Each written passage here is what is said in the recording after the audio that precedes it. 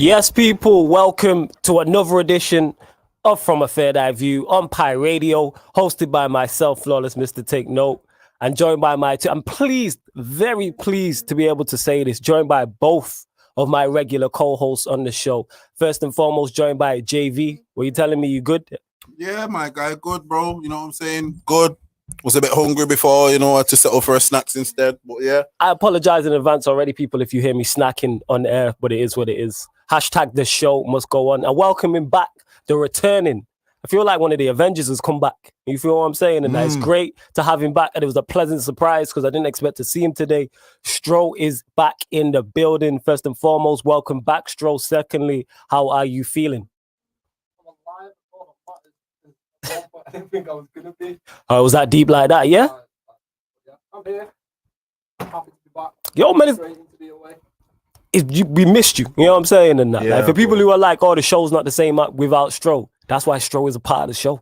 That's the whole point. You know what I'm saying? That's why the three of us is here. Same way when JV's not here, it's the same thing. You know what I'm saying? Like, yeah, the show's missing something. That's why it is us three on the show alongside special guests. Hopefully with lockdown easing as well, that's one thing we are going to do is start getting special guests back in the building. And we bring nothing but stellar guests. Nothing but stellar guests to the show.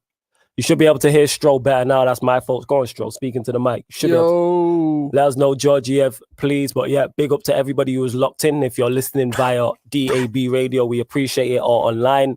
If you're watching on the Twitter, the Facebook, or via the Pi Radio YouTube. His mic should be working now. It shouldn't really be. Should be all right. It should be all right now. You know what I'm saying? We're working through this, so it should be. Let us know. Big up Georgiev, who says big up the Three Musketeers. Salute to you. Big up my guy Ryan, who's everywhere. He says big up the panel. Nice to see Stro back again. Yeah, man. So make sure you can see here already via the numbers on it. Yo, get the likes up across everything. You can hear him now. All right, that's on me, so I apologize. That is on me. If you're watching on the Pi Radio YouTube, make sure you like the video, share it across all the socials, subscribe. Facebook, get the numbers up, like and share. And Twitter, make sure you retweet the tweet, like the tweet also, and follow myself, JV, and Stro, all our ats. And the From a Third Eye View Twitter page as well. All of our ats are on there also. And what we'll be doing from this month going forward, since it's March, you will be getting clips of the show. So yeah, man, yeah. Thanks for letting us know that's on me. But okay, we'll go to you, Stro, since you're returning. What result do you want to start with? This guy just smiled. Because it's been a while since I've been here. And it's been I feel like this certain area of football has gotten a lot of leeway since I've not been here. All right, I know exactly where this is going. So we're going to one particular result this weekend, which I think needs highlighting. It's not a result that really mattered much. Okay. But we'll go to West Brom and Brighton. Yeah. Specifically for a number of reasons. Which was a 1-0 win to West Brom, by the way. Brighton missed 2 penalties as well. Yep. Mad. Go on. But Brighton scored. And it was taken away. You know what? I'm glad you're here because I need someone to explain this to me because I still don't know what happened and what went wrong. Here's the problem. Yeah, go on. Lee Mason doesn't know what happened and he's the referee. Oh, yeah, this is madness. Because, and this is what I don't understand, right? So, Brighton player gets taken down on the edge of the box. Mm-hmm. And Dunk did it last year at Anfield where we had, I think it was Adrian in net at this point, and Adrian setting his wall. And he says to the referee, can I take a quick free kick? So the referee blows his whistle and he just bends it into the far corner. Yeah. But the referee blew his whistle. This is unlike anything I've ever seen in football in my entire life. So not only does the referee blow his whistle to let them take the quick free kick, he then panics when he sees it about to go into the back of the net and blows the whistle again. Yeah. You blew the whistle in the first place. You're the referee. Like, how have you not got control of the game? Yep. And then everyone's like, oh, it's a VAR issue. No. VAR clearly pointed out that the whistle blew a second time, which cancelled it out. What are you blowing for in the first place then? Oh, so he blew. So I didn't notice. So the referee, because I wasn't watching the game in full, so the referee blew for the quick free kick. Yeah. Then as his dunk has floated it over the wall, he blew it again before it's hit the back of the net. Ah, jeez. Yeah. But why though? Go on, Stro. Carry on. This is mad. Right. So first and foremost, I actually didn't even know. I still don't know what's going on. I'm still confused by it. But yeah, go on. Right, so obviously that's the penalty decision. Yeah. I don't get Brighton with penalties, but here's the incident, right? So look, Yeah, he blew twice. Yeah, he did. I just noticed that he blew twice. He did. He blew up twice. So then obviously the West Brom players are kicking off because they're like, well, why are you taking a quick free kick? And Dunn's like, but he blew the whistle. I'm allowed to take it once you blow the whistle. But then the thing I don't understand is what he's blown it a second time for. It's because he's panicked.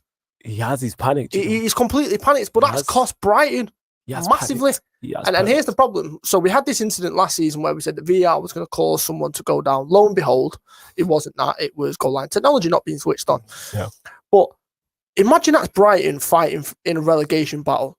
Imagine the shoes on the other foot, and that's West Brom with that free kick to equalise, and that point's vital. True. Like, this is the problem, and this is what I say about referees time after time, and VAR specifically. VAR is not the problem. The referees that are using VAR is the problem. Okay. And I don't know if you've seen it. So Lee Mason was meant to be our VAR for Liverpool's game last night. Right. Lo and behold, somehow he picked up an injury in somewhere in that game. No, he didn't. There's no injury to be had. You know he's made a massive mistake, which has cost the team a point, which could... And let's not forget, you get paid out on where you finish. That's in true. the table. You get TV rights for where you finish in the table. So that's costing teams money. That's costing teams jobs. Like, people don't realise the business side of football. And I was watching it, and it was just so comical. And it's like... It's been a recurring thing for God knows how long of how bad these officials are. There is a reason why at the last World Cup we didn't have any English representatives. There is a reason why in the Champions League there's no English representatives, because they are awful at their job. Terrible. Like, I just see it time after time. It's like, and then obviously you look at this weekend's ones, and then the weekend, a couple of weekends ago, it's like, these are the ones that are implementing the technology. When the technology was in place in the World Cup, there was no issues with it whatsoever. For the and this is right, I was gutted I couldn't make it when we played Leicester, because I sent you pictures which I still don't understand. Yeah, this is still all going over. Like, football used to be like a simple game, and I kind of struggled with it then. And now they've started adding not goal line technology, but VAR, and someone's kneecap can be offside and all type of things like that. Yeah, it's really befuddling me and really confusing me. I don't get it. And then this one, like, I didn't realize he blew twice, but like you said, he panicked. He legit panicked. Yeah, but he's meant to be one of our most experienced referees. He's one of the highest paid referees. That's true. Behind Michael Oliver. That's true. And behind Mike Dean. Yeah, you got a valid point. Keep going. So this is what I don't get is, you are a professional, right? Yep. You know, you've refereed more than 1,000 games at this point in your career. You know, when they say, can I take a free kick? The second you blow that whistle, that allows Brighton to take quick free kick, whether the wall is set or not. Yes. What are you blowing your whistle for again? Because he panicked. But why are you panicking? You're the one that blew the whistle. The worst thing is, I don't know if you can see it on the clip, he actually goes over to the monitor. Yeah, he does go over to the monitor. You blew the whistle? What are you going to the monitor for? How do you not know you've blown the whistle? Nah, it's true. Stroh's at it. Stroh is back. Ladies and gentlemen, Stroh is back. That's what I want to say. Stroh is back on VAR's case and that. VAR had a rest for a couple of weeks. Now Stroh is back. You're going to be opening up the show On in the it. necks, On their necks, on their chest. You know what I'm saying? All across the body. What is headshot after headshot. What, like, genuinely, what is it to check? It's a VAR. That is a great point, actually. Or whatever. I go in, right, Lee. It's a quick one. Just go over to the monitor for me. Right, what am I checking? Well, you blew the whistle. Did I? Yeah, you blown the whistle. Why is he going over to the monitor? You know full. Go. The whistle, you must have had to. You moved it to your mouth. You then blew the whistle, then panicked and then blew it again, which has cost Brighton. Yeah. Don't get me wrong. They should have scored the penalties. Yeah, they should have scored the penalties. Yeah. Which I don't know what it is about Brighton and taking penalties, but did not great him.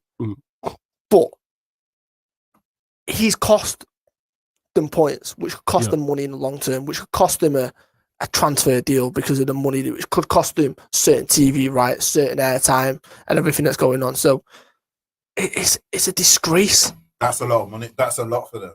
You know what I mean? It's not, especially a team like Brighton. Yeah.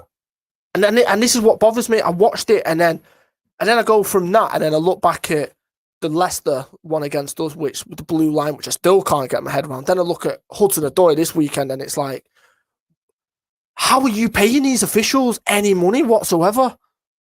Like, I thought grassroots referees were bad.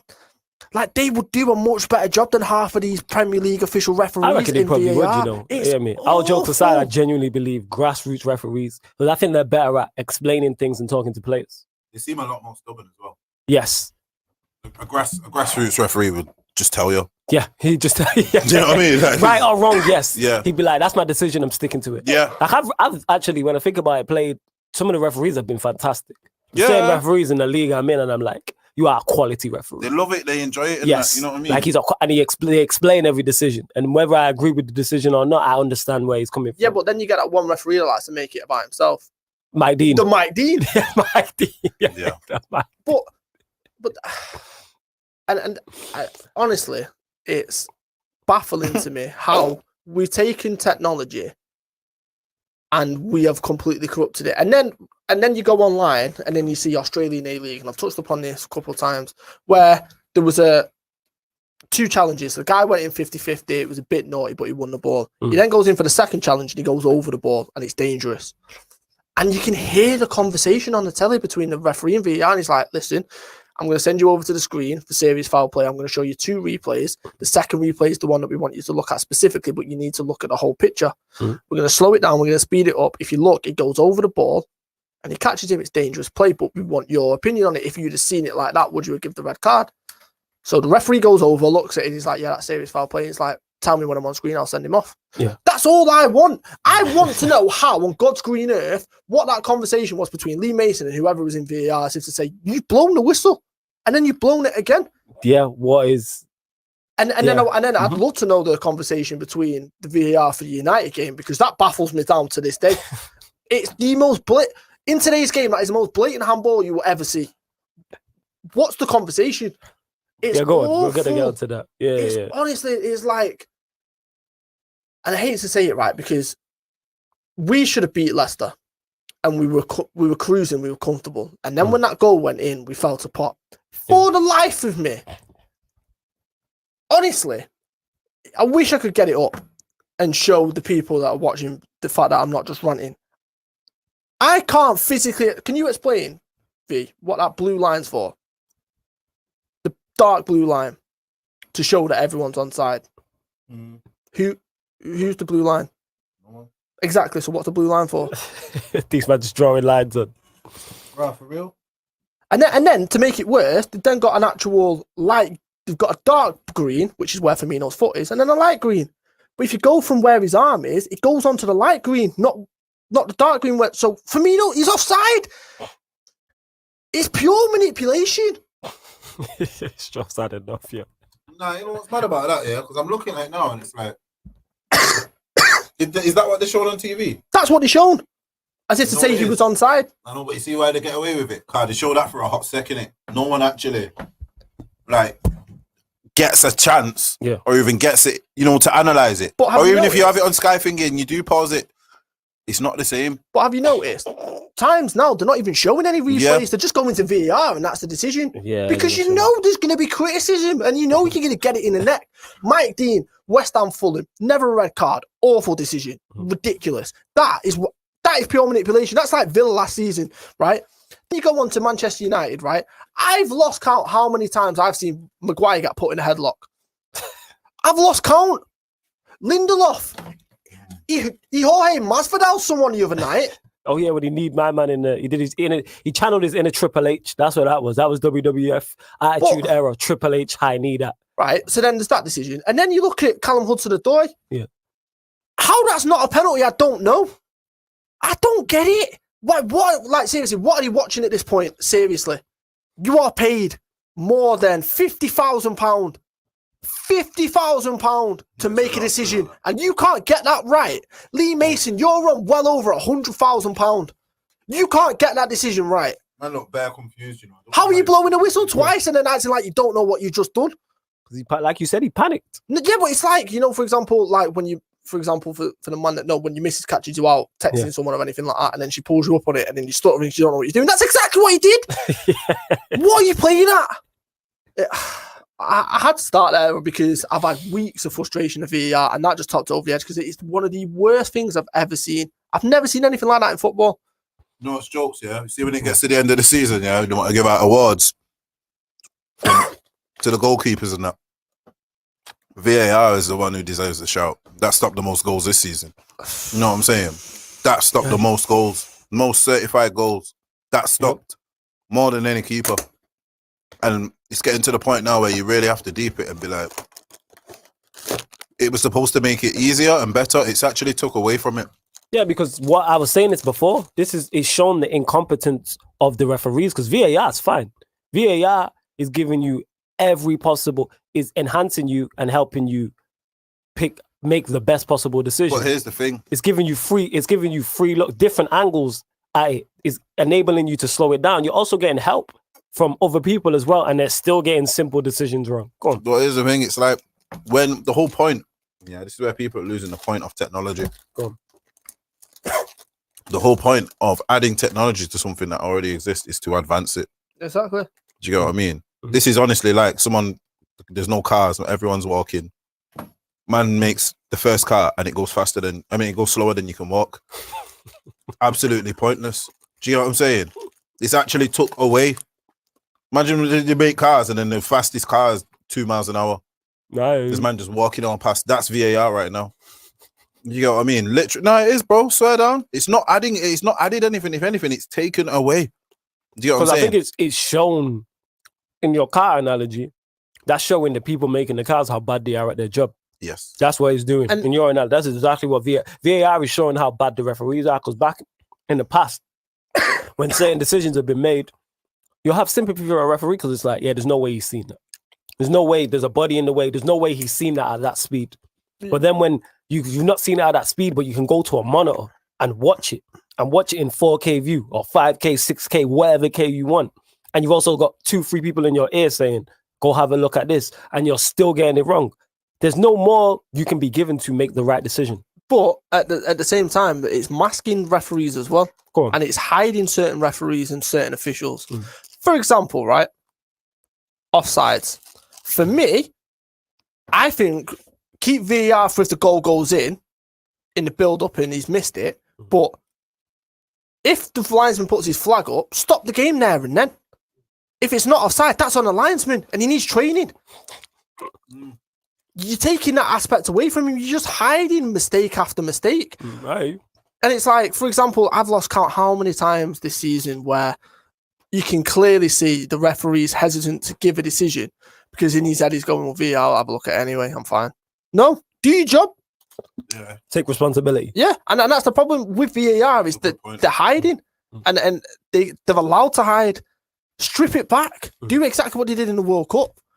And then, like I said, well, obviously we're going to come on to the United-Chelsea game. For me, I just can't wrap my head around that. So with that, because here, I can't pronounce his name. I'll leave that to you, JV. But he says, to be fair, I didn't think that was a penalty. So I presume he's talking about the Callum Hudson-Odoi one at Manchester United. Excellent. That's excellent. That was top-notch, family. I don't think it was a penalty, simply because if you look, I need to see it again when we're going to have a look at it again and do our own MNF version. It looked like it hit Mason Greenwood's arm before it hit Callum Hudson-Odoi. From what I looked at, that's why I'm looking at it like it's not a penalty.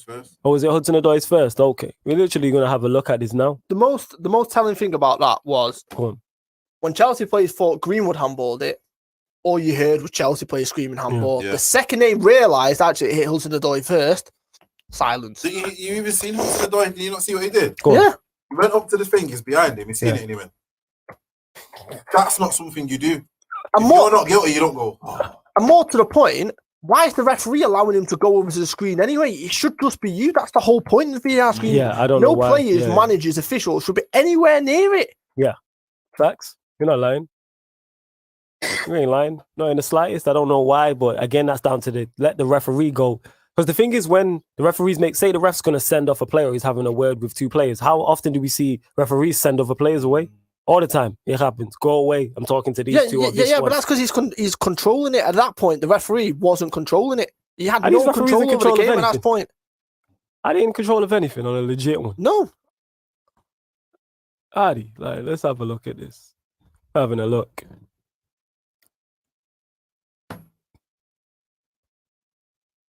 See, to me, that looked like... Let me slow this down. See, it's that angle. That's the problem. Let me slow this It down. doesn't hit Greenwood first. All right, that's what I literally thought. comes off my man's finger. You see when you're seeing the movement? Oh, yeah, I know that it definitely did. Right, let's slow this the whole way down. Because it looked like, obviously, like you said, it's the angle thing. But how can we... Pie day night football. Pie day night. That's excellent. That. We running with that. Yeah, that's very good. Pie day night football. Let's see what... It's the United way. Sure. Because we're just looking at it right now for those that aren't watching. We are looking at the incident because it looks to me, I'm looking at it. That hits You get what I'm saying? We're out to the die first. Okay, that's interesting. Do you get where I'm coming from? Yeah, it's interesting. That's why I'm saying I think that's a penalty, dude. To me, the reason why I'm saying is not like, I don't, even though it touches hand, I don't think it's a penalty. All right, then. Do you know what I'm going to tell you it is? If we could just now Photoshop Greenwood out of that, and there's no one in front of Hudson-Odoi, and his hand hits the ball, his hand's here, and it hits the ball about his shoulder height, and there's no one near him, it's a straight penalty. So Greenwood being there shouldn't interfere with that, because I don't think, it's not even as if Greenwood nudges his hand onto it. Nah, he doesn't nudge it. He literally... Because he lifts his hand. He literally just... I don't know. Look, for what reason is his hand coming up? I think the reason why his hand's coming up, I think he's opening up his body. He's trying to chest it. That's what it looks like. Nah, he's not got the angle to chest it. Nah. He's going to let that run across his body. That's where he's going. He's opening up his body. I personally don't think that's a penalty. I'm not going to lie. I'm telling you now. If Greenwood is not there and he just does that. Oh, yeah, with I, but that's what it is. I think he's also going to challenge also. Because you see Greenwood's arm go towards it too. I think they're just both competing for the ball there. That's it. That's how it comes in. No, with all this, your hand in that unnatural position. Yeah. It's ticking boxes. Do you get what I'm saying? And then this is what I'm saying. In today's game, that is a handball and it's a penalty. Yeah, and see, that's the problem is because in today's game, because then it's like... Exactly. Here's the thing, though. There's no standard. So, like, if that gets given in game day one, I want it given on every single game day. That's what it is. You get what I'm saying? And it gets given in game day one. That's what I'm trying to say. So if it's not, like they were saying, the handball rules changed during the season. That's what they were saying on Sky Sports. I was sat there like, like how much sense does that make? You've literally just told me so the season's handicapped. You had different rules in the first half to the second. Yeah, literally. Yeah. Did you get what I'm saying? So certain things which could have won me a game in the first cannot in the second. Is that what you're telling me? That's what they're saying, how can you change a rule midway through the season? That's what he done. You can't change the rules midway through a boxing match. Do you get what I'm saying? You can't change the rules midway through. Do you get what I'm saying? I get your point. So how can you change the rules midway through a season? It doesn't make sense. Do you get what I'm saying? And it just shows how incapable the people who are running this is. And it just goes back to what I keep saying now. Cool. I've realized, I was thinking this in my head the other day. You know, as much as a good thing it was when the Premiership came in, and took it from being thingy, this is probably what's happening now is like a next phase of that, but I think it is going to be a reverse effect. It's going to like kill the game. All these new rules and officials and like, all right, then look how many, just look at the World Cup and that. I know it's had to, this year it's going to be weird but like people are literally buying World Cups now. Do you know what I mean? I think the game is now, it's... Are you talking about in terms of who's hosting it? Yeah, the game is not now for the love of the game. This is... a business. This is the biggest business. Yeah. Because it's one of the biggest businesses in the world. Because of the amount of money. It's $1 billion. It's $1 billion sport. Nah, $1 trillion. Easily $1 trillion. Yeah, there you go. And it's worldwide as well. That's but this is the point. The Premier League's the biggest league. How have we got the worst officials out of everyone in the world? Because we got the worst governing body. Yes. Yeah, our governing body isn't the best. It's the oldest. They can bang that on all day. Bang on about that all you want. And we made football and this and that, but we can't win it. You know what I mean? Can't be coming home if it's never been home. You know what I'm saying? It's been home once in how many years? It's not home then, is it? That's a valid point. If you've been somewhere once, You get what I'm 60 saying? odd years. Yeah, that's what I'm saying. How can it Rather be than your it's gaff, been- fam? And then Yeah, you because go World Cup back, you're started, still a what, guest. 1930, and it's been on once since 1930. Them keys are changed, bro. That is no longer home. The house ain't even built. You know, You know what I'm saying? The house is 1930, gone. The house is gone. knocked down now, fam. Yo, I've been here not that long, and I've seen my area change in 10 years. You know what I'm saying? Yo, so brother. since 1930, and it's been here once. Yeah, you right. It's not home, innit? It's of 1930, though. Nah, 1966. Nah, I'm saying the World Cup started in 1930. Oh, though, right, the first yeah, one. They're yeah, saying yeah. it's coming home, and it's been home once since Yeah, 1930. you know what I'm saying? Nearly 100 years, fam. Nearly 100 years, fam. Give us a 9 years. It's 100 years from That's mad. once in 100 years is home.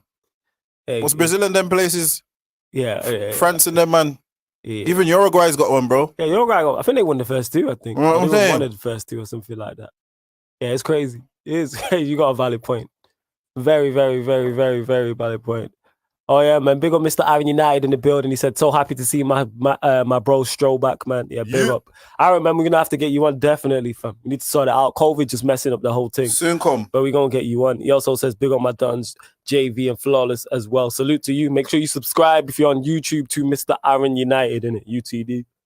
You can catch us working with him on a weekly basis. I was saying this to him, it's like, I see you every day, fam, on a stream.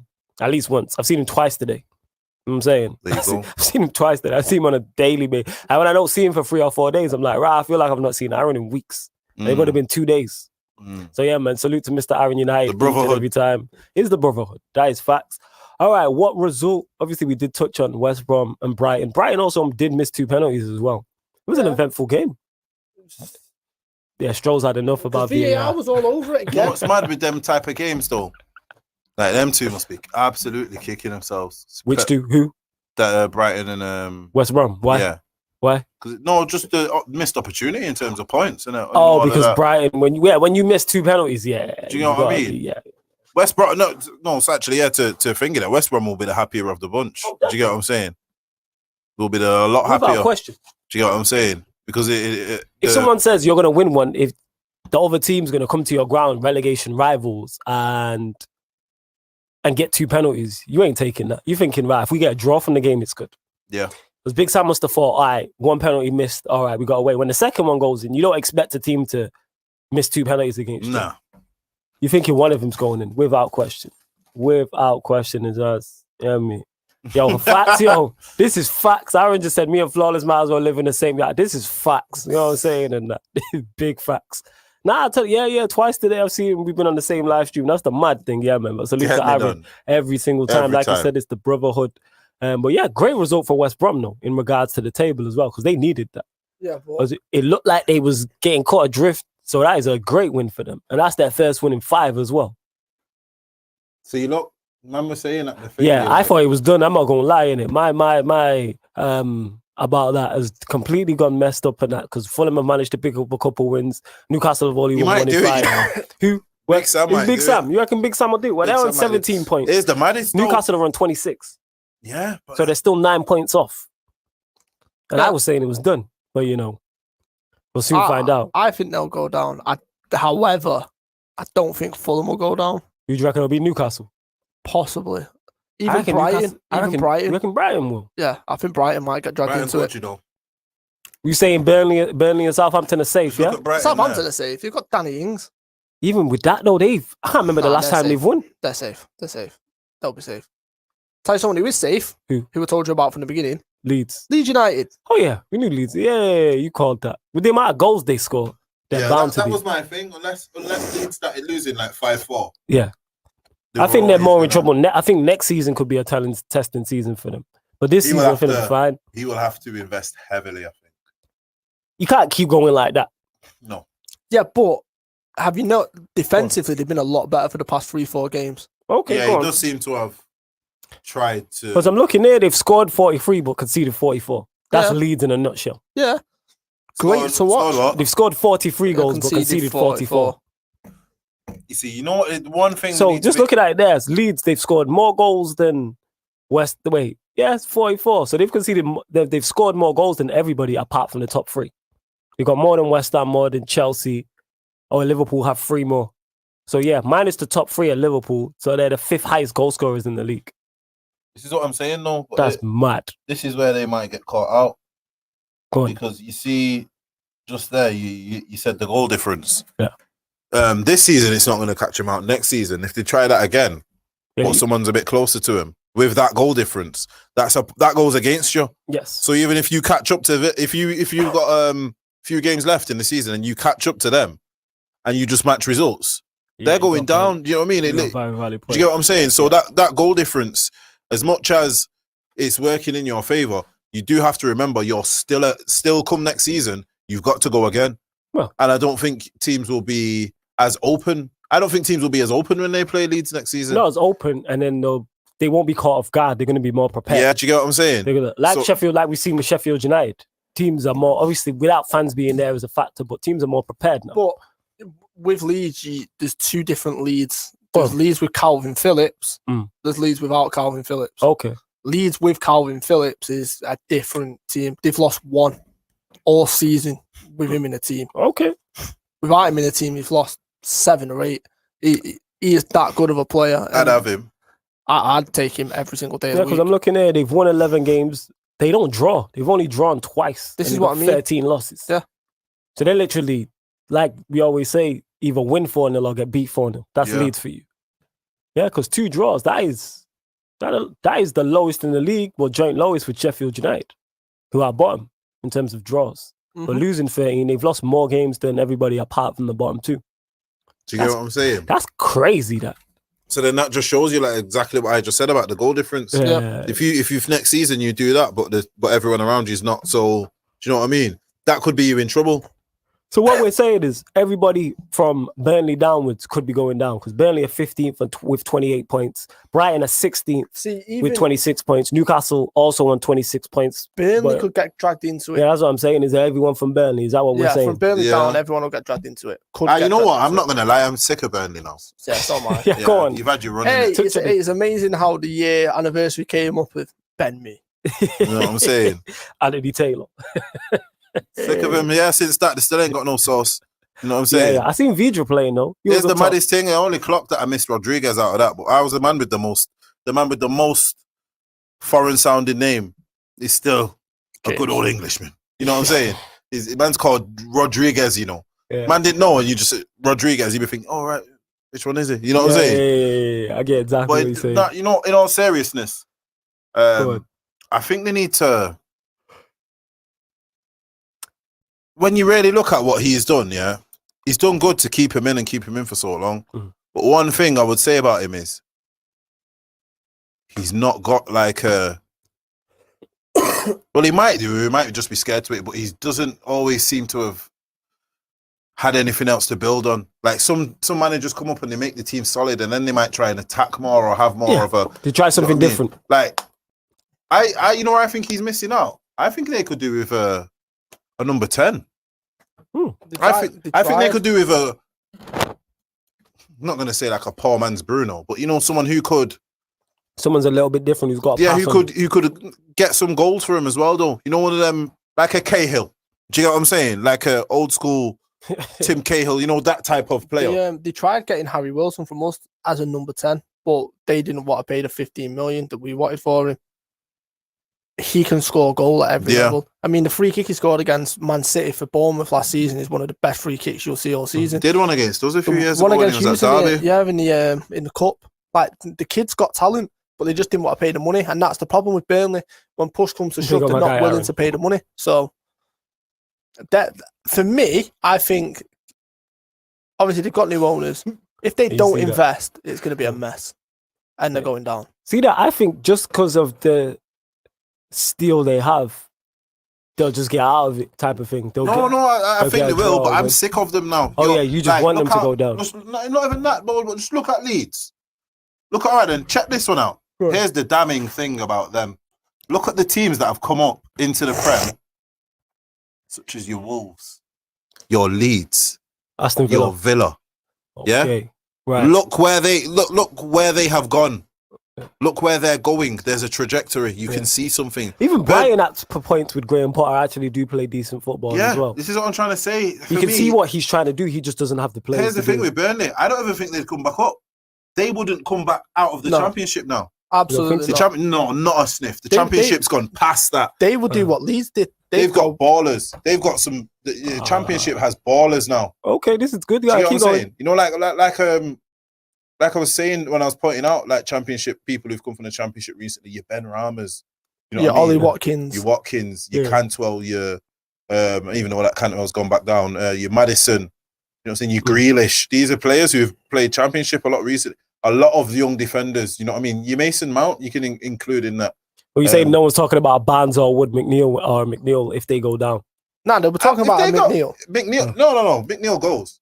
Oh, you don't think he stays there? McNeil No, goes. that's what I'm A saying. Premiership team gets McNeil. McNeil will get picked up by if Newcastle still there. He's a perfect. No, I Newcastle think player. even Everton would go and try and grab him, just even for an option. You know Yeah, what I mean? because Like, imagine him putting Wolves deliveries to or someone. Calvert-Lewin. Yeah, that's true. That's a fact. That's a fact. You know what I mean? If Ancelotti's trying to go that way, that makes. I perfect think he'd sense. suit Wolves very well. Wolves like the width. Wolves like their width. I think he would suit Wolves And you've very got well. Jimenez, and you can put the ball into the box. Do you get what I mean? So Right. he would go. Like for me, all right, then you've got that kid, that McNeil. I would be tempted to just place him closer to the striker. He's probably not going to score you goals, but he will be able to create. But then, does that go away from playing Barnes and Wood together, which is their thing? Or you're saying move away from that type of I'm thing and saying try move something away different? from that because you've done it. It's but got how you. long is that going to last? Yeah, look where you are. That surely you should be saying, is this? I think maybe he's looking at it like that's the ceiling because we'll stay in the league with this. Yeah, but No. See, that's the thing, that you will only stay in the league with that for so long. We've seen Stoke. Who would have thought Stoke at that time, how Stoke were, Did would Stoke, go down? but Stoke didn't get relegated with Pulis, wasn't it? It wasn't Pulis, was it? I don't think so. no, it wasn't. But at the same time, it's still Because they It's tried, still they like wanted Stoke. to go into a different direction. If I remember, he tried it, it didn't work. Because he tried, if you remember correctly, he started signing your Boljans, he signed Shaqiri, he signed, there's another player, was it Afrolai? He signed somebody else as well. Afrolai, Afrolai, you could see he tried, I think he's on the Pulis and he tried to go in a different direction and it didn't work. And we've seen Sean Dyche, I think it was at the start of this season, complaining about the lack of investment in the side. and that's the point, and that's the issue. Yeah, because I think the Burnley board are just looking at it like, we got this manager, we have these players, we'll stay in the league. I don't think they have ambition to try and go and move it on up to the next level. I think they might as well try because it's inevitable that they will go down soon anyway. They I might get it, as Topper. well. See, like, you have to really deep it. They got to Europe a few seasons ago. Yeah, it was They might have went straight out. 2 seasons ago, Yeah, that's what I'm saying. It was in the Europa League, wasn't it? Yeah. They might have went straight out, but they and that's why they actually got struggled there. last year because they couldn't handle the European games and stuff like that. But then, see, here's where that comes to. That comes to a few things for me. Go on. That comes to, you can say investment wise, where blah blah blah, but these players who were coming from the championship, could you not get any of them?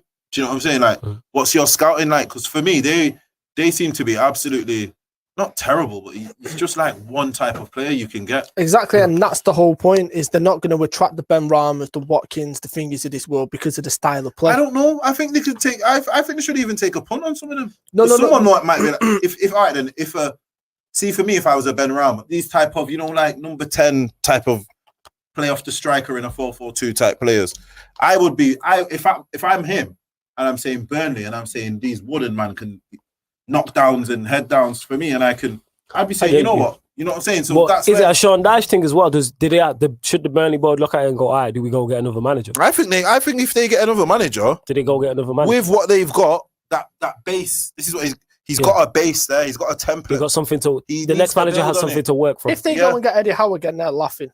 Yes, something like that. Eddie Howe's been there, Eddie Howe's a shout because if Bournemouth had that type of steel, they probably don't get relegated. and Same. he would transform them, attacking wise. Did they go get Eddie Howe? See, like, even look at Bournemouth, yeah?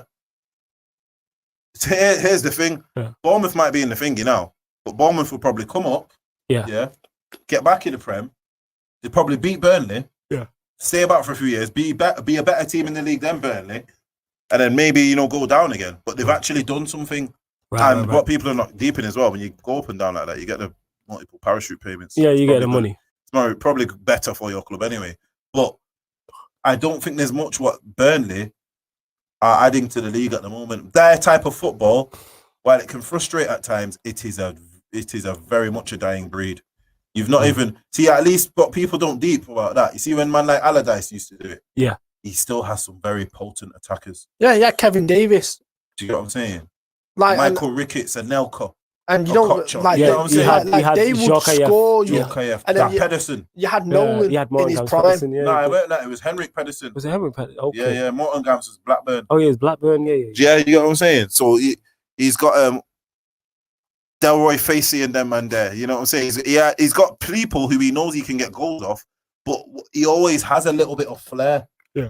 With that Burnley team, there's no flair. Even if it was just that Pedersen, you just have little occasional flicks and Just volleys. someone, who put you do something incredible and you're like, wow, that's good. Yeah, like when's the last time you seen Burnley? Like the last time I can think of an incredible Burnley goal was that one against us, that Rodriguez. Yeah. But surely now that's like a season and a half ago. Yeah, it is. Do you know what I mean? I forgot, yeah, spot. Like if I said about any other team in the league, it's probably a few weeks. Yeah, you'll remember like, when such and such scored that goal. Yeah, do you that's get what I mean? I even remember Brighton scored a very good team goal a few matches ago. Spurs. There you go. Do you get what I'm saying? Spurs, yeah. See how quick that was? it's that recent in the memory. We've seen Southampton play some very good football recently. I can even say I've seen Fulham play good football. At times, yeah. Well, like when I played them, ironically, when they played Spurs, they played very well. Here's the thing. Football's evolving, right? So you look at Pep Guardiola, Klopp, the topic of conversation when he was defending the title, us this season is, have they been found out? Yeah. Right? There's an argument for that.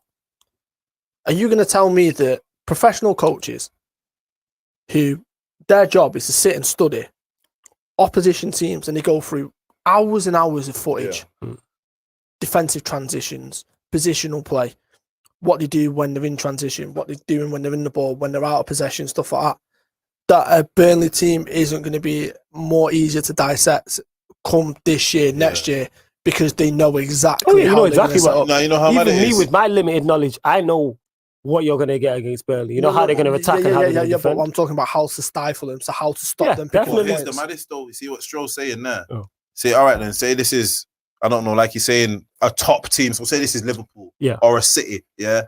Let's say, think of them both, for instance, in this argument. Right. So Liverpool and City have got matches against Burnley this month. This is hypothetical, people. Are you telling me that DVD, what he's got from 2017.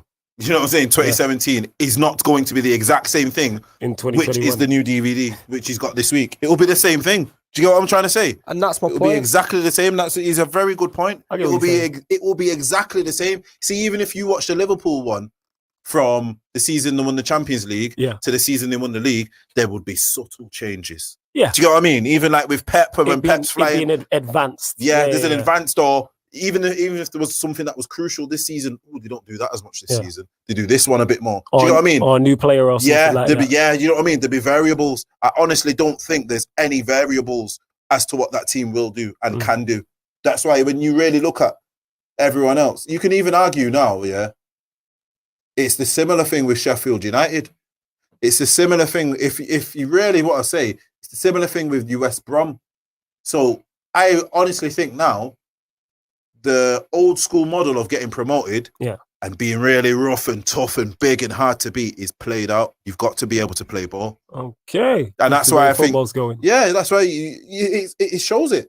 The past few teams who've come up and who have tried are high up the table.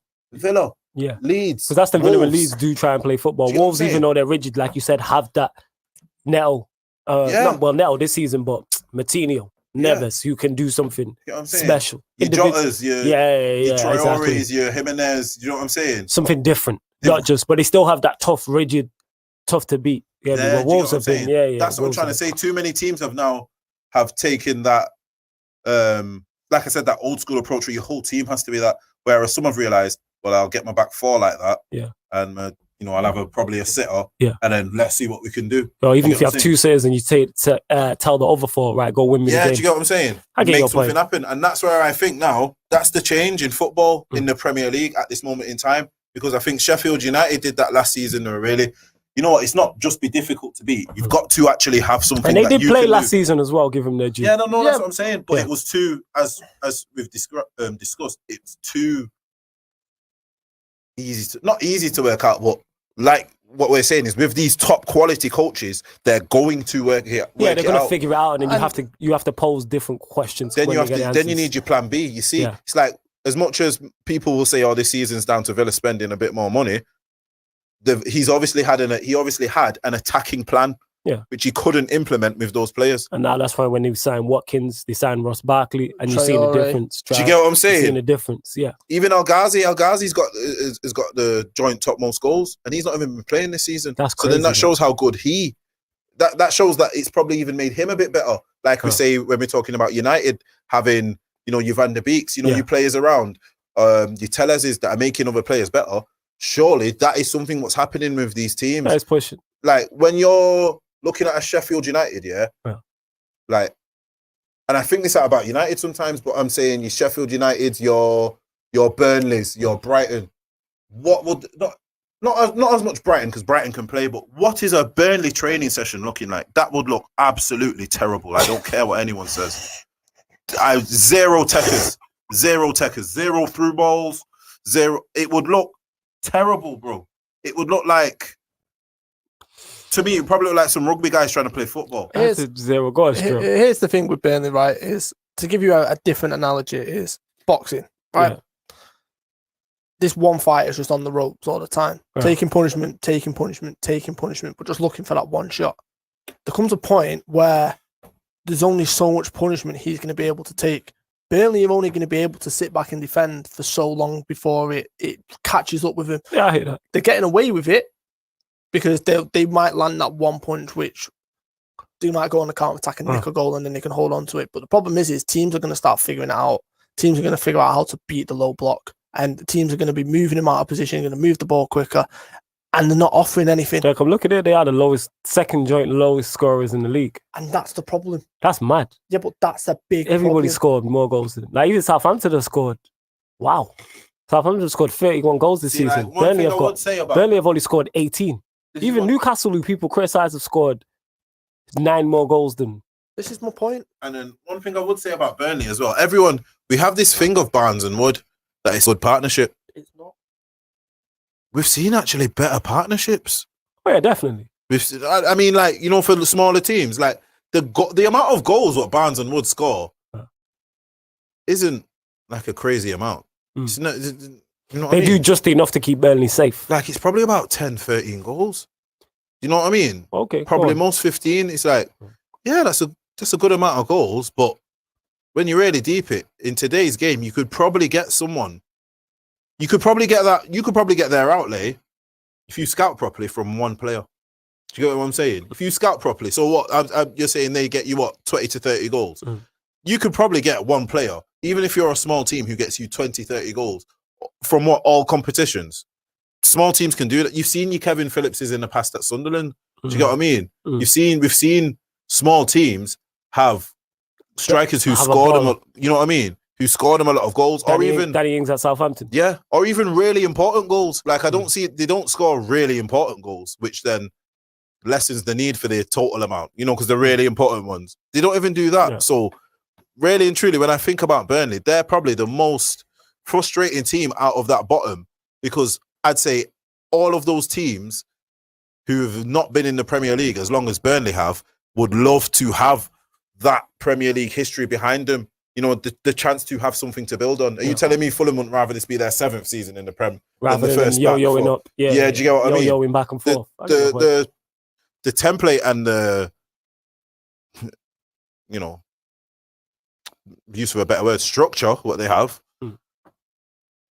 a lot of teams would envy, and they don't use it. I find them very frustrating. It's almost a very small team mentality, because trust me, I'm telling you, they would struggle. They'd probably be in a similar position in the Championship. They probably would be. I think they'd probably be below 15th in the Championship. I honestly think they do. So that's something they need to look at, because when you look at the rest of the league, I think give it a season, yeah. Say Brighton do stay up.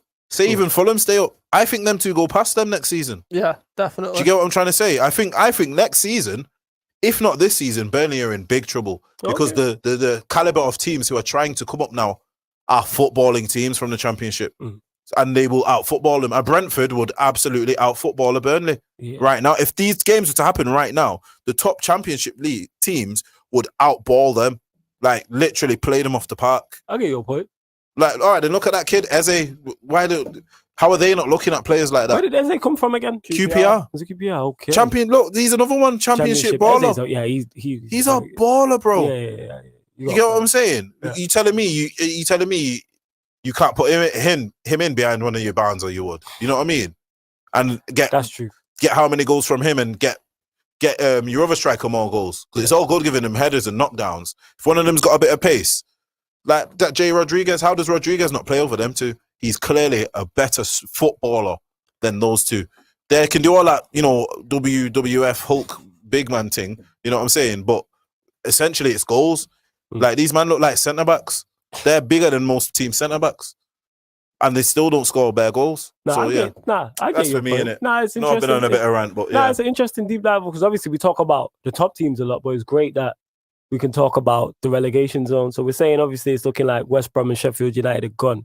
So it's 1 from 4 with Burnley, Brighton, Newcastle, and Fulham.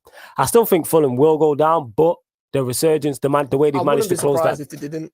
Yeah, they've closed the gap to Newcastle and Brighton by 3 points, because they've been on a good run of form. It'll be 2 wins out of their last 5, undefeated. I think it might even be longer than their last 5. I'm going to double check, but I know it's at least their last 5 since the last time they lost. Yeah, I think Manchester United, 20th of January is the last time they lost in the Premier League.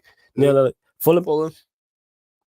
Oh no, Leicester. Sorry, Leicester beat them February the 3rd. But that's because Scott Parker looked at it and he made certain tactical changes to help them not only going forward but defensively. Change the formation, change the shape, change the system, and look at it.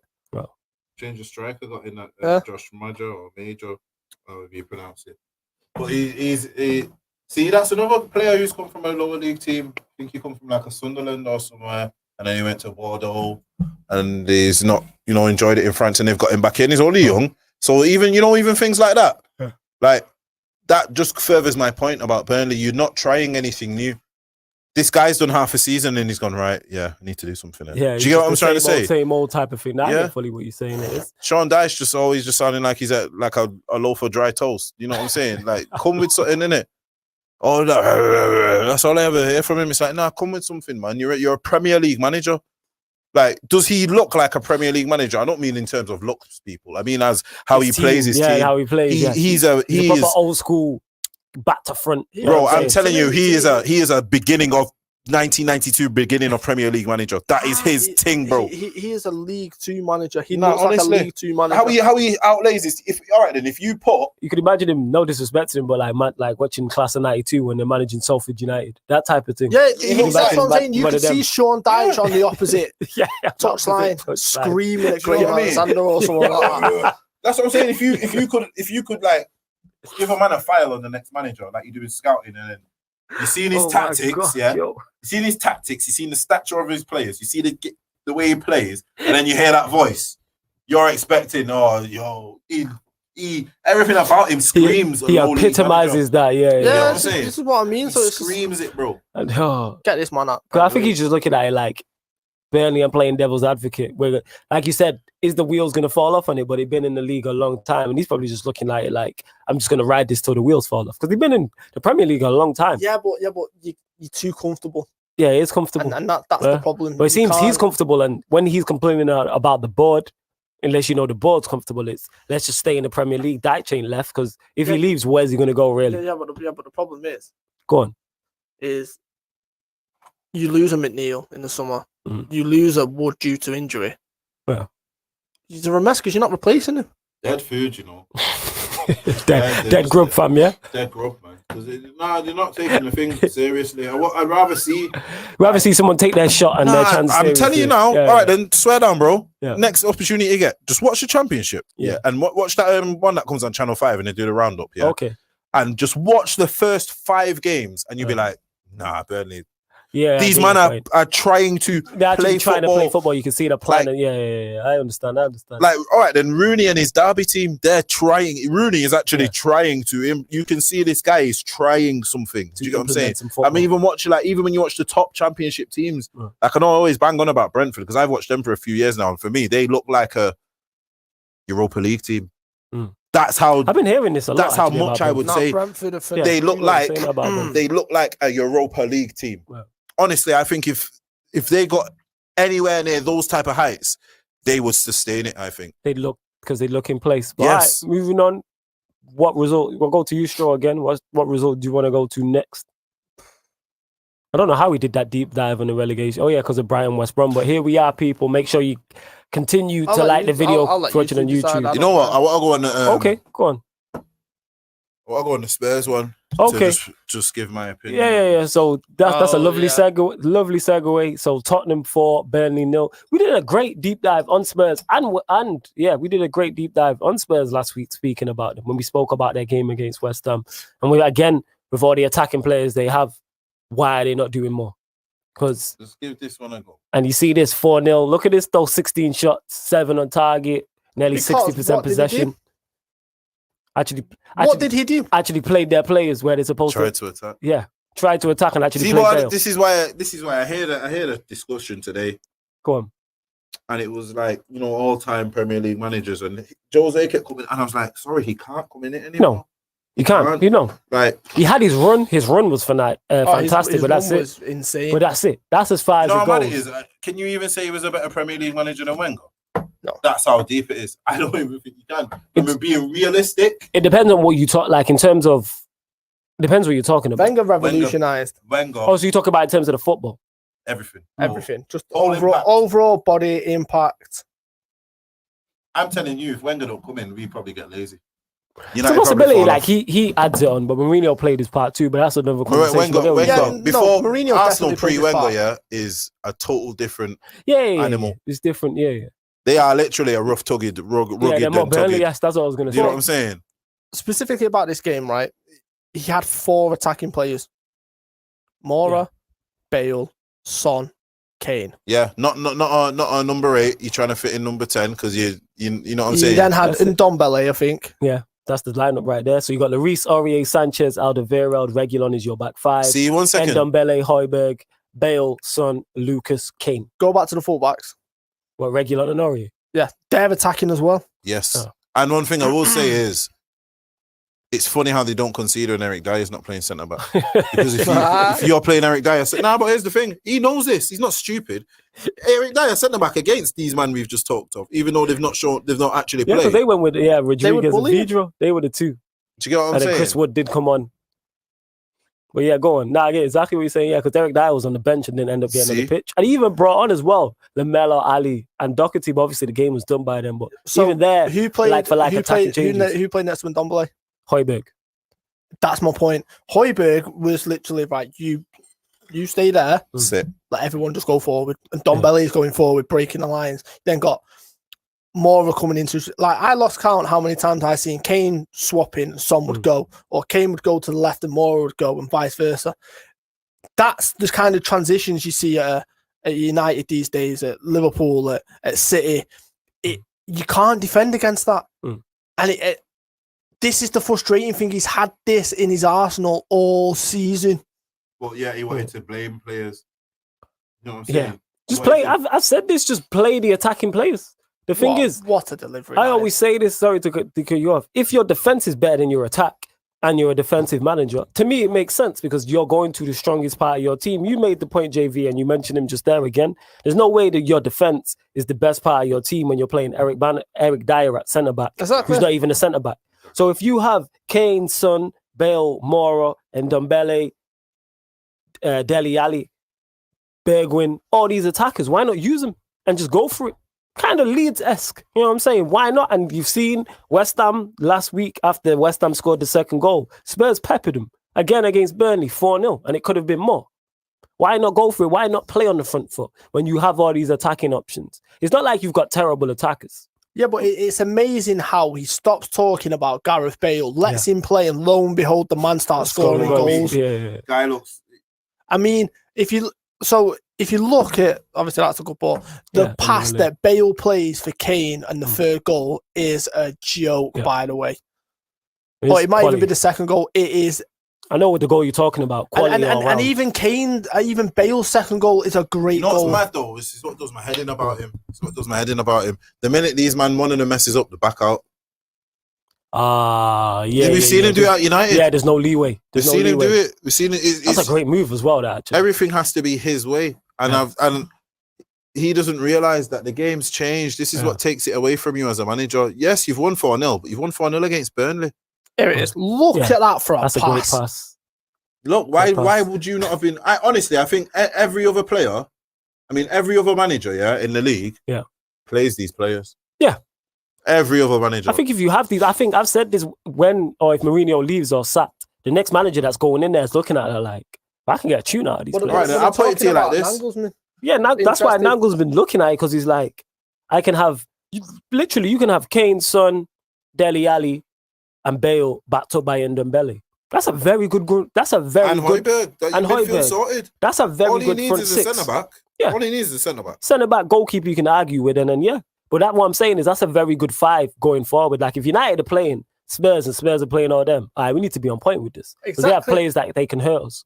But this guy will play Winks in there, and I've seen him play Fulham, and he plays Sissoko right wing. For example, Winks, I understand. And 2 DMs. Yeah, 2 DMs, yeah. It's not even like he had Ndombele. Nah, but that's the problem when he's playing 2 DMs. Winks, I understand, because he will get on the ball and he'll play, but you don't start him over in Ndombele. You don't start him over in Sissoko, for example. No. To me, they can break the lines. Even if you want to be more defensive, cool. But if you're on the front foot, it's Ndombele and Højbjerg. That's your first 2. If you don't want to play on Ndombele because you're going a bit more defensive, put Sissoko next to Højbjerg. And more to the point, have you seen Ndombele with a ball? Yeah. You can't. He's like Yaya Toure at times. You can't get the ball off him. Yeah, he's a very good player. He's a very, very, very good player.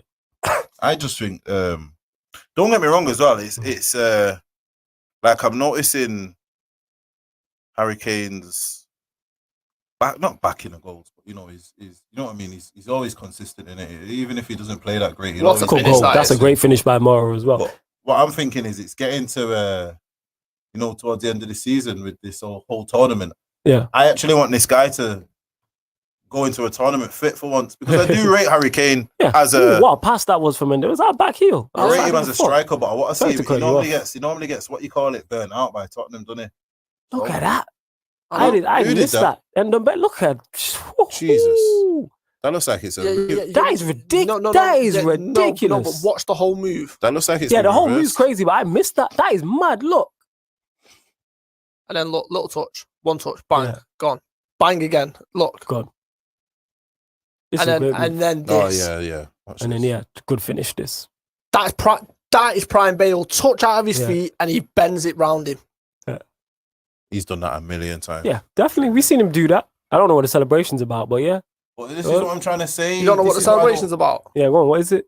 What does that do? What's that? What is that? Is that an M? Okay. For M for what? What is it? M for what? Mourinho. It's Mourinho. No, it's not for Mourinho. Madrid. Oh, he's taking shots at Madrid. Are you joking? Have you not seen how many shots this man takes? Yeah, I know he does, but still. The man posed with a flag. Yeah, I seen the flag in it. Wales golf Madrid. Wales golf Madrid. That's mad. This is what I'm saying, no, but this is why I can't rate Mourinho, because you're telling me this guy's done, he's trying. He's not good enough. At the top level, he's finished. For Spurs, at the top level.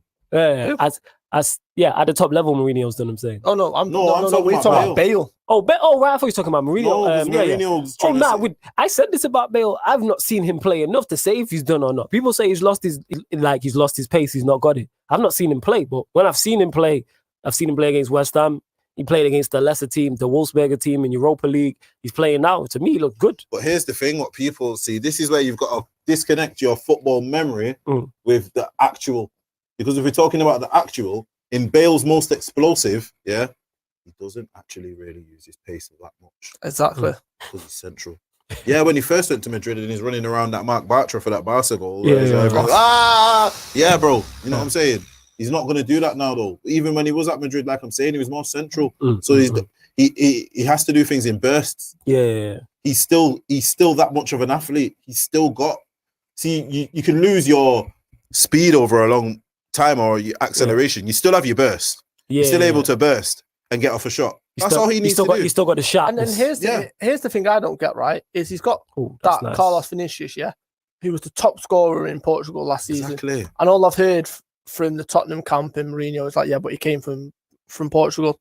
All right then, explain Bruno Fernandes to me. Yeah, so he came from Portugal as well. Did he or did he not? This guy's fire. You know when Tottenham got in, I was a bit like, when the man, you know when you come from a different country with the top goal scorer, Yeah. it either goes one way. You don't like come in and become a 10 goal. You know what I'm saying? 10 goals. You're a either season. 1 or 20. You either flop or Yeah. you're boom. Yeah, You know what I'm saying? So that's why I was like, this could go either way. Mm. Young Brazilian striker. You hear young Brazilian striker, you're like, Especially with all these Brazilians running around. Yeah, you know what I'm saying? You're like, let me have a look. But you now. always have don't you always get have the started. nostalgia, don't you? You always have the Yeah. Pull like, up the what if? Liverpool game.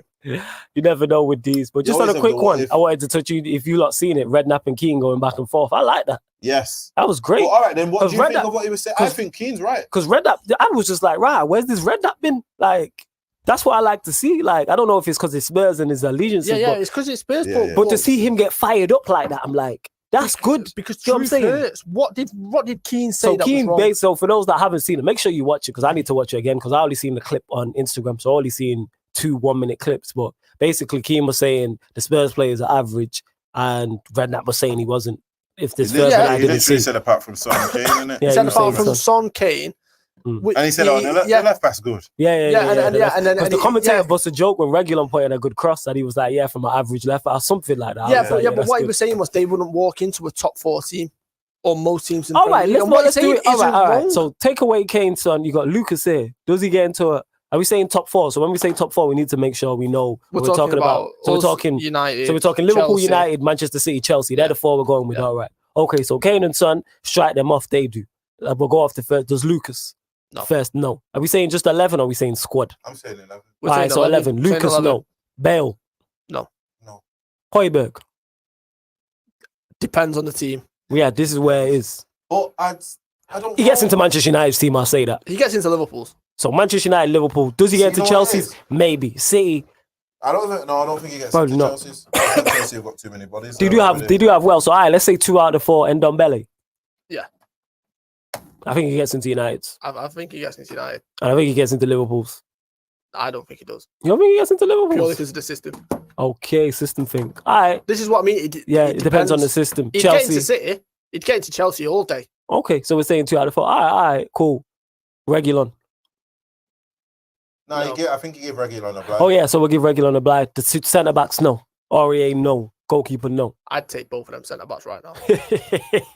Yeah, that's because you like them. I always even that, Actually, I'll rate our centre back. So even yeah. that thingy when we played Well, Sanchez all it them is. years ago for big up what do you Yancey call in the it? building also. No, when we played that Europa League final against Ajax, Sanchez was playing, and I actually thought he was a very good Sanchez player. was very good, and he was yeah. young, and he was still. Yeah, raw. I was like, yo, man, that was one of my classic things. Like, why don't we do this anymore when someone plays good against us? Just buy him. You know what I mean? Yeah. Like we did with Ronaldo. Yeah, that's one that you've got to kind of do that because it gives you a level of how good. But then you might not do that because you know your actual players aren't that good. So that if he's showing levels to them, it's probably not actually levels. It's probably just good.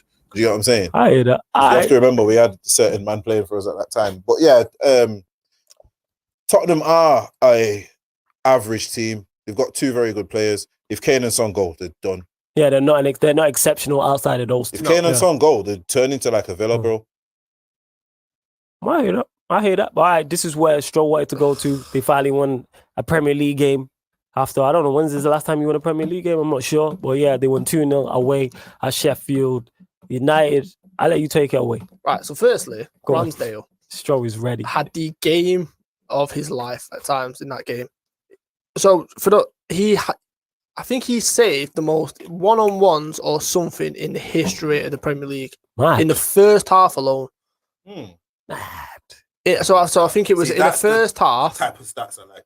You know what I'm saying? So in the first half alone, he pulled off the most one-on-one saves, or he pulled off the most shots, whatever it was. I'll get it up in a minute. It was a crazy stat anyway, right?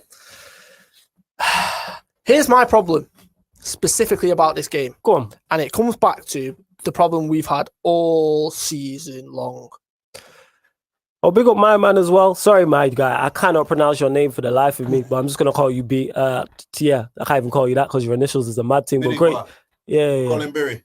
Yeah, we'll just call you Berry. I'm not butcher. I don't want to butcher your name, so no disrespect. But big up Berry says, great show, guys. Love from Boston, Massachusetts, USA. I remember what you know the way from stateside. Appreciate it. Much appreciate it. Go on, Stro.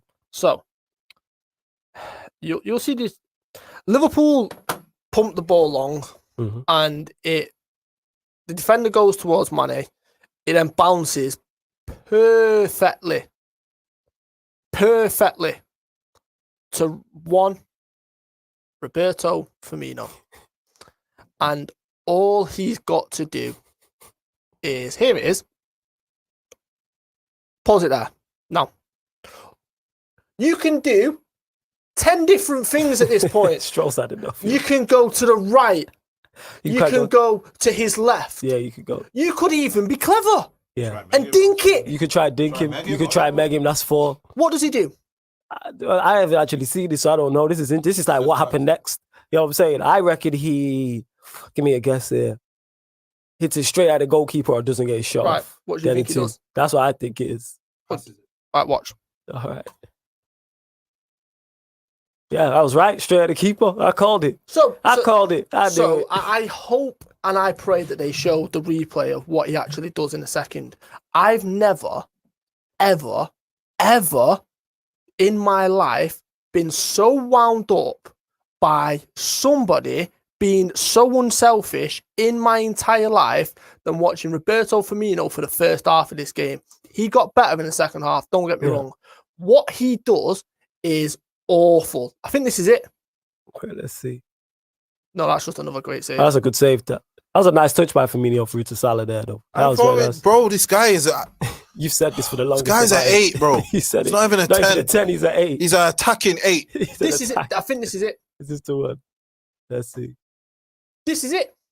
Here we go. Pause it now. Look where Firmino is. That's Firmino there at the back post. Trent's got the ball for those that can't see it. Trent has the ball inside the Sheffield United box and he's just gone past the Sheffield United defender. Oh, no, this isn't it. This is Ramsdale where he cuts in and he saves it.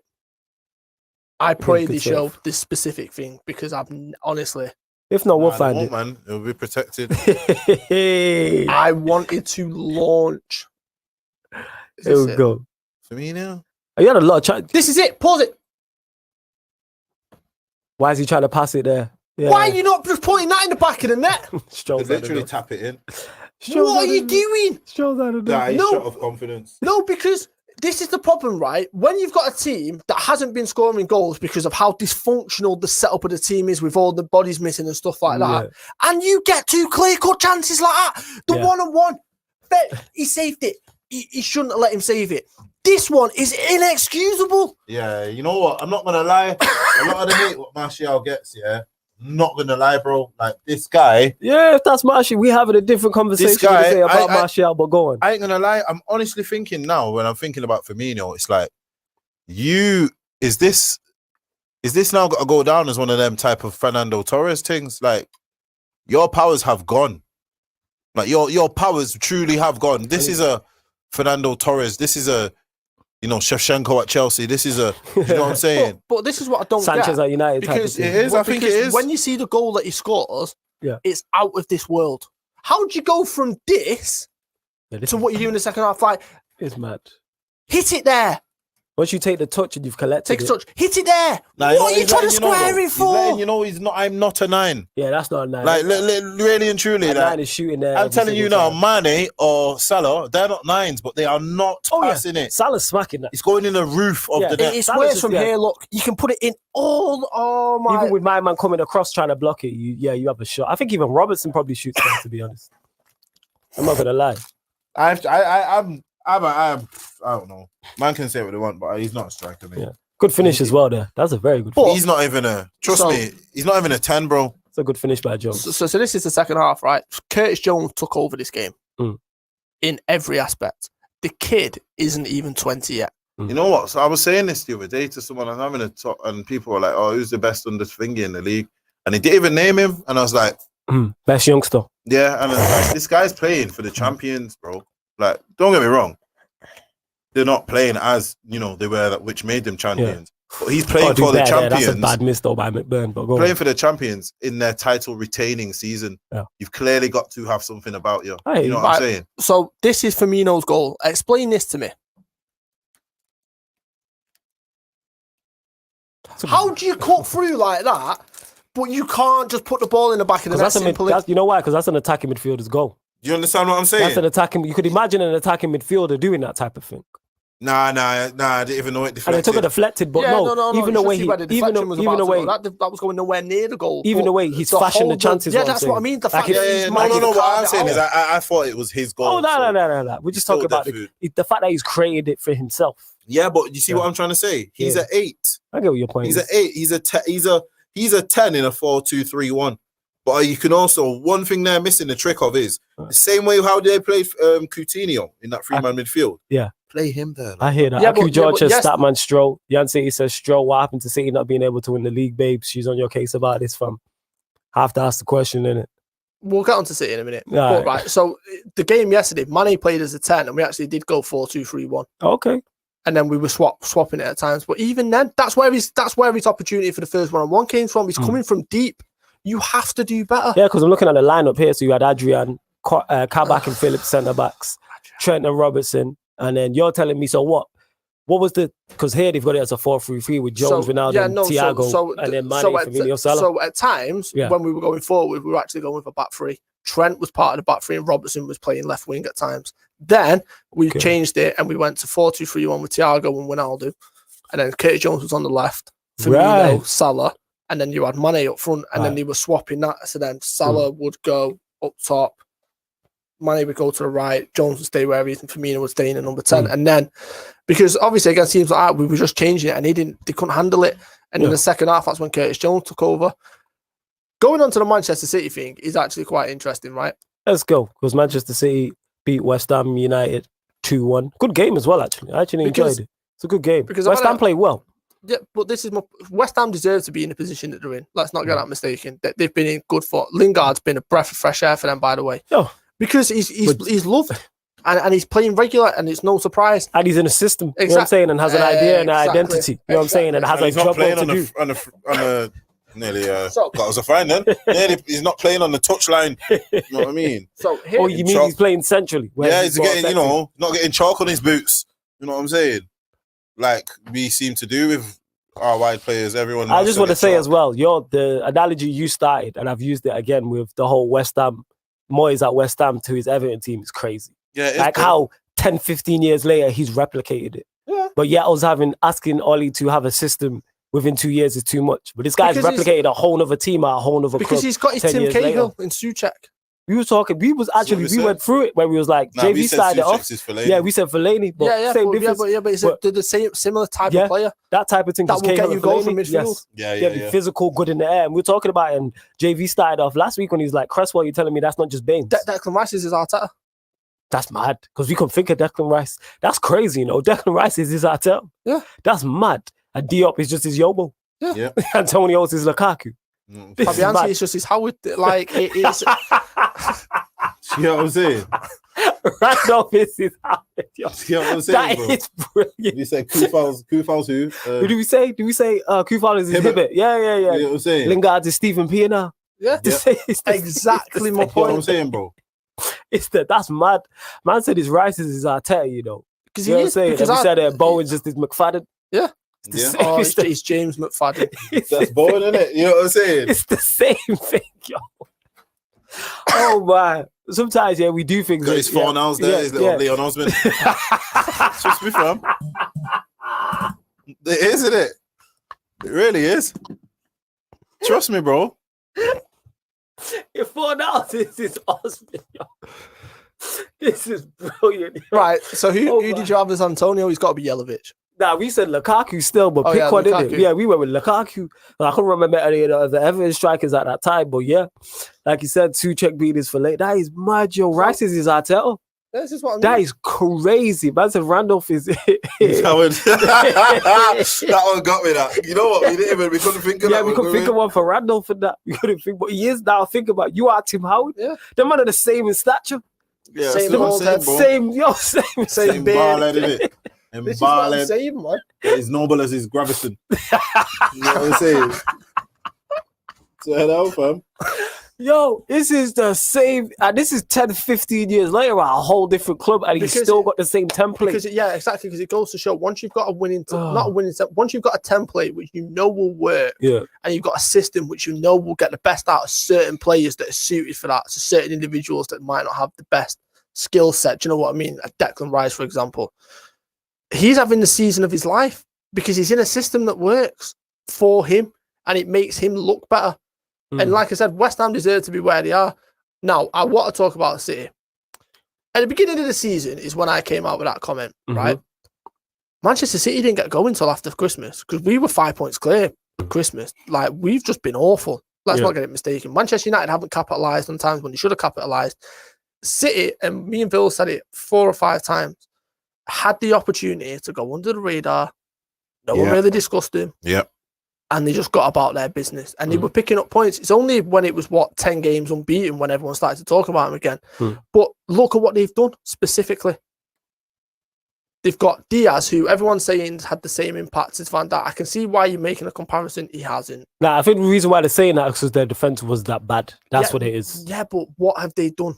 They've put the defensive midfielder directly in front of the defence instead of playing the defensive midfielder in the defence. Yeah. So then that gives you stability in your midfield where you can sustain attacks.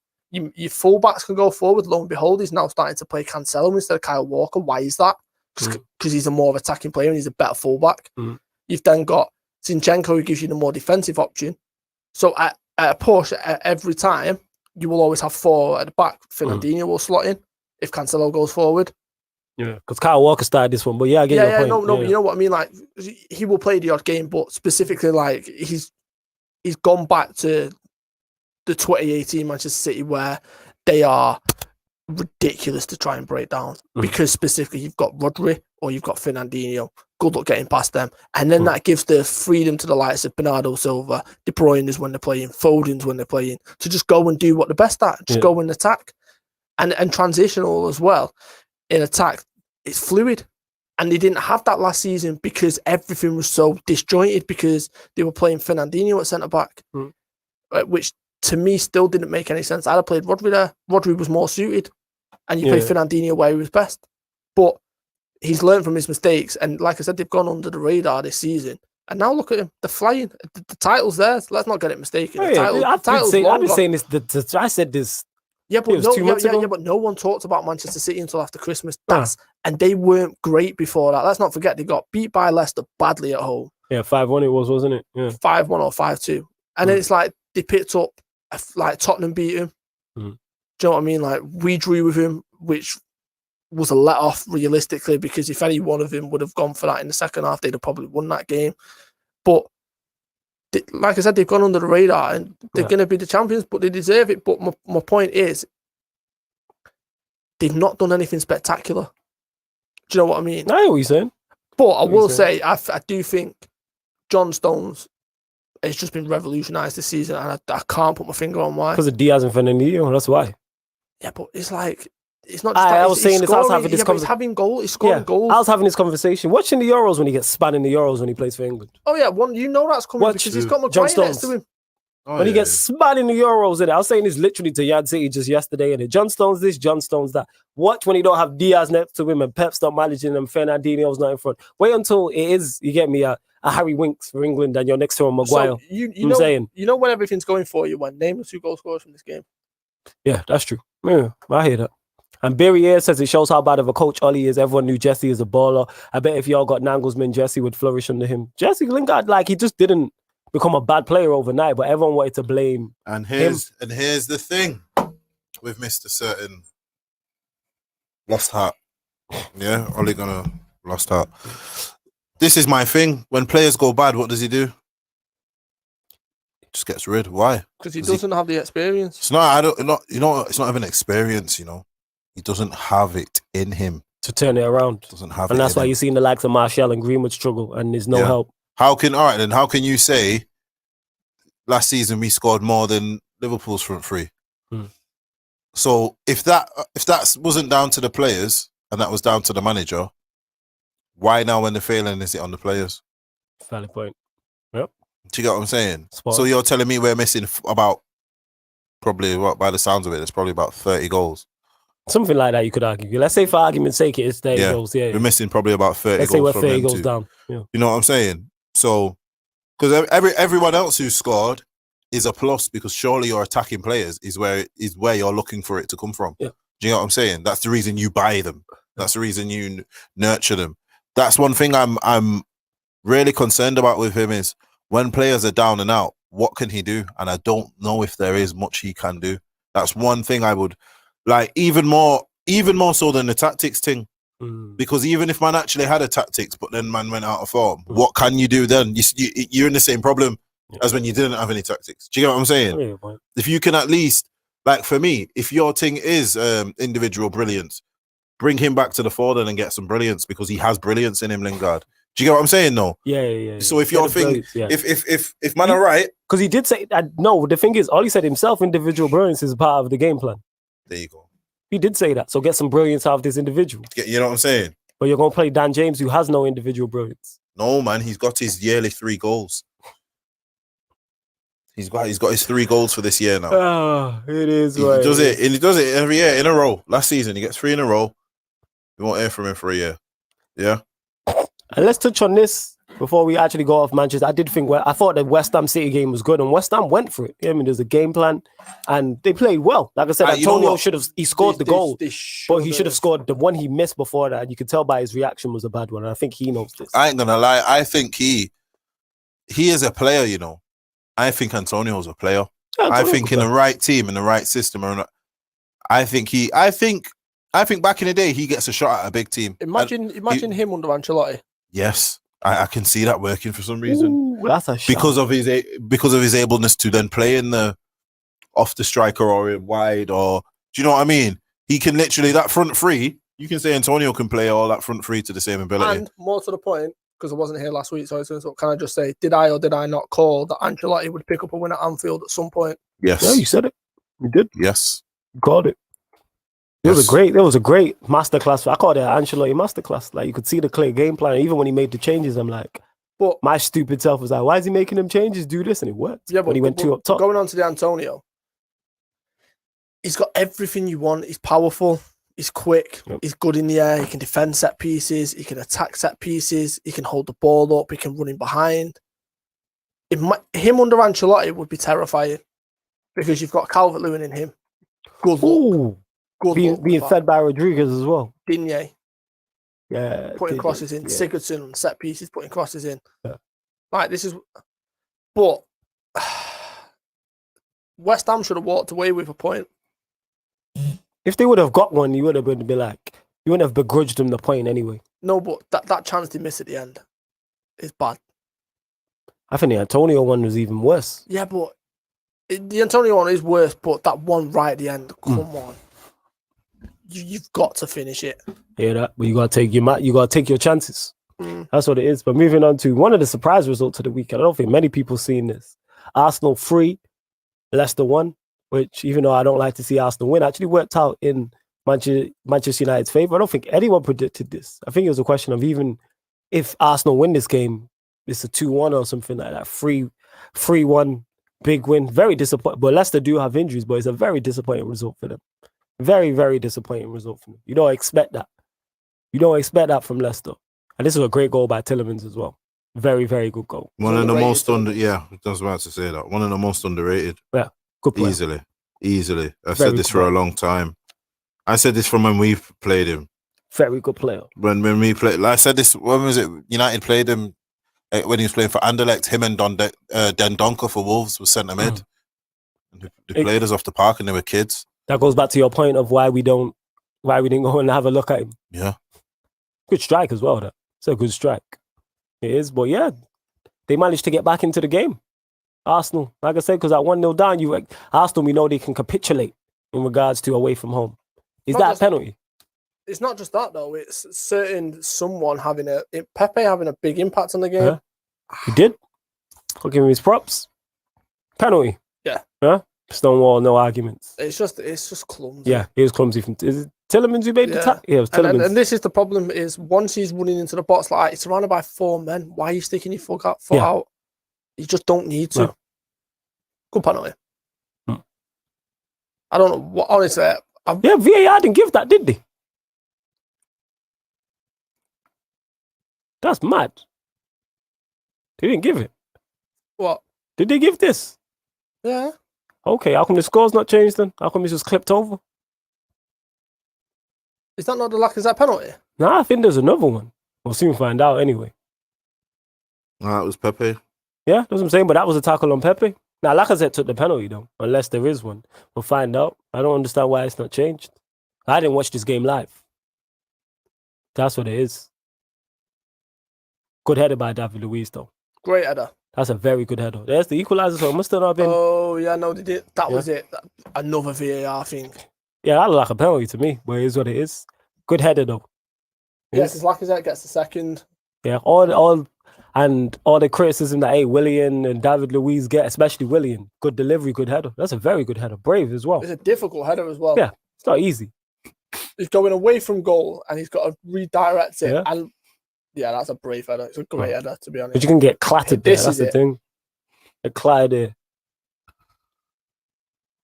Here we go. Because there you can see them appealing for it. It's a beer. Like, that's your arm in that unnatural way. But then again, he's going to block it. So it's kind of like, CVAR for you. Good penalty. Yeah, good penalty by Lacazette. Considering we see Brighton miss 2 penalties, that's a good penalty. It's a very good penalty. Struck, even if Casper goes the right side, he's not saving that. Struggle saving that. Yeah, he's not saving that. No, I'm not gonna lie. Leicester let me down, man. Yeah, go on. Talk about it. Should have just smacked them up. Really and truly, you know what I mean? Like Arsenal gonna think that someone again now. You know what I mean? Like It's a really. good goal, that as well. It's a very good goal. Good See, team goal. one thing. This is why I say that idiots were. That is Wenger ball. Yeah. Everyone wants to give everyone's name a ball now after it. No, Yeah. bro. There's only certain man get the ball after the name. That is Wenger ball. You are still playing Wenger ball. Yeah. You wanted to crucify this guy. You are still playing how he plays. Your most effective teams are teams who are set up like his team. You know what I'm saying? I get your point. The most effective Arsenal teams have been set up in a Wenger manner, whether Wenger's there or not. Do you know what I'm saying? I hear you. You might, man. Big up Bits and Bobs who says, Yeah, shout out, Bob. Brendan doing Brendan things, man. You know what I'm saying? Yeah, it's one of them as well. Let's have this conversation. I want to come have on, this. man. Go on, you start off and then I'm going to jump on this because this man gets praised, probably deserved, but when it seems to go wrong, no one says anything. Man, go bare quiet. Innit? Yeah, and when people Bare say, quiet. "Oh, would you not have him at United? Do you think he's good?" I think he's good enough for the Leicester level. Yeah, but No, that's don't the get me point. wrong. He's better all that tactically, all of that. I Than think Stroll's better tactically, you hear me, than Ollie. I seen him make a change on the sideline when I go to watch his game. He said to me, "Watch me," and he made a change, and that player scored the goal. okay. The bar's on the floor with this man. You know what I'm saying? And I would take this managers I don't even rate like that. Who I would take over. Ollie. So you've just made a point which sums up Brendan Rodgers for someone that's Hmm. lived through him managing my team tactically, and his understanding of the game is up there with some of the best managers that I've seen, and that's not even an exaggeration. Tactically, this man knows his stuff, Yeah, and definitely. he understands football. His problem is his mentality lets him down. I think it's a bravery thing, you know. Yeah, he's scared in certain games. So, for example, the big one was everyone talks about the Gerrard slip. That wasn't what cost us. What cost us is the fact that we never went for the equaliser, and we had them on the ropes, and he still played defensively, and then we ended up conceding because at that point he went for it too late, and he went all out attack instead of gradually Yeah, he's there. sustaining the pressure, and that was the issue. But you just said it. The man, he'll get praise, but then he won't really get criticised. That's because you don't expect it from Rodgers. That's where his bar is. He's not a Pep Guardiola, where, for example, not even Pep, because he didn't even really get criticised last season. He's not, for example, over the years, Sir Alex Ferguson and Mourinho when he was in his pomp, Klopp right now, Wenger. Them type of managers where if they made a mistake, they were getting criticised for it. He's not that type of manager, so he gets away with it. He does, and that's my whole point in terms of. That's why when people say, "Oh, don't you rate?" I'm not saying I don't rate him. I just think he's good for that level. Yeah. Like, put it this way: if Leicester, people were like, "Oh, can they catch City?" The reason why Leicester are not seen as title contenders, I'm not seen as even being in the race legitimately. But people will put United in the race. I'm saying when United were closer to Manchester City, is because he's in charge. If Ancelotti's at Leicester and if Ancelotti is with anyone and is within 6 points of the top, they're legitimately in a title race. Yeah. No matter the players, everyone's taking that team considering that team. You know what I'm saying? If Everton, I don't think they have players good enough to win a league title. If he's 6 points off the top or 3 points clear at the top, people are like, right, Everton have got a legitimate chance at this title. And that lets me know the levels of Rodgers and the levels of Rodgers and the level of Ollie. That people don't take these men seriously when they're in positions of power. How you 3 points top of 3 points clear and nobody thinks you can win the league? I've seen United 3 points clear, 6 points clear, or however many points it was at different points, and no one believed it. I've seen Leicester be close and no one believes it. And I rate Rodgers. I'm just saying he's good for that level. And then they'll get results like this. They just went out the Europa League as well. Yeah. Well, they just went out of the Europa League to Slavia Prague. If that's anyone else, we're having a different conversation. Injuries or changes made or not. If that's Mourinho, we're having a different conversation. If Spurs go out to Slavia Prague, we're having a different conversation. Because of the level of expectation. But I would say Rodgers right now is a better manager than Mourinho. He is right now. Yeah. Mourinho's living up. Yeah, this is what I'm saying. He's living up, but that's my whole point is he is a better manager right now. If you give me the choice, I'm taking Rodgers all day long. 100%. But then our expectation level of Mourinho's is higher than it is for Rodgers. That's the crazy part. Yeah, it's because of past that people let, and I'll do this. I'll let my past influence it because I've noticed I don't really criticize Rodgers if anyone else gets beat 3-1, another top team get beat 3-1 at home to Arsenal. We're having a completely different conversation, especially after taking the lead as well. That's because you know that Leicester are not. I like to put this in the nicest possible way. Leicester are kind of in a false position. Yeah. Go on, elaborate. They just shouldn't be there. It's as simple as that. They might have won the league a few years ago. Yeah. But where are they? Third in the league? Yeah.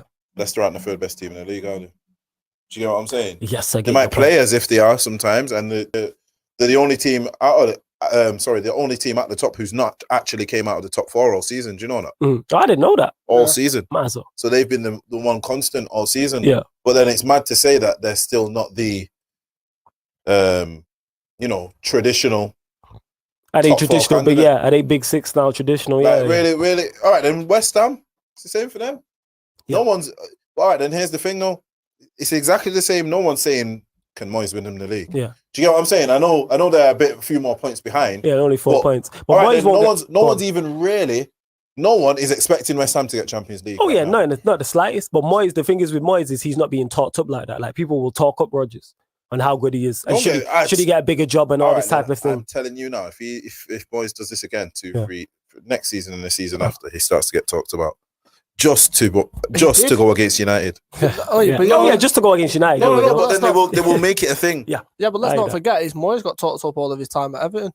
True say he did because he was consistent because it was over a 5, 6, 7 year period of consistently having them in and the one season he qualified for the Champions League, they finished 4th, we finished 5th, we went on and won the Champions League, which then meant that they had to go through the qualifiers and then they got beat by Villarreal. That is mad. I remember that was a very, very, very good Villarreal team. Yeah, it's crazy. Oh yeah, because that's when Villarreal were in and around Europe. I remember that. Senna and all them, man. Forlan. He was the number 10. They had a bang. Riquelme. That was the one. Yeah. It was Riquelme. Giuseppe Rossi, he was firing there. I remember that. Was Forlan there at that point? Yeah, Forlan was there. That's crazy. That's mad. Forlan was one of the ones who scored. Yeah, that's mad. I remember them just having that wall of yellow when you go there. You know what I'm saying? The crowd just on a mad one. Capdevila left back. I said Capdevila. You get what I'm saying, fam? Javi Venter and them, man. That is taking it back. But yeah, great result for Arsenal. That great result for Arsenal, who moved up, to the lofty heights of 10th. But yeah. Get the trophies out. Yeah, man. Get the trophy polish out. So yeah, great result for Arsenal. Like I've said this with Arteta, because of the players we don't know, but that's a fantastic. Anyone else gets that result at Leicester, we're waxing lyrical about him, but because it's Arteta, we don't mention it. Is that because why?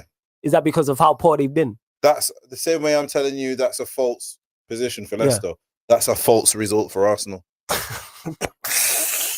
I get your point with the false result. I get what you're saying. Do you get what I'm saying? Because you can see them getting beat next week. Yes, they will. Next week, scroll down. Next week, they'll play. They've got Burnley. They'll get beat. They'll get beat.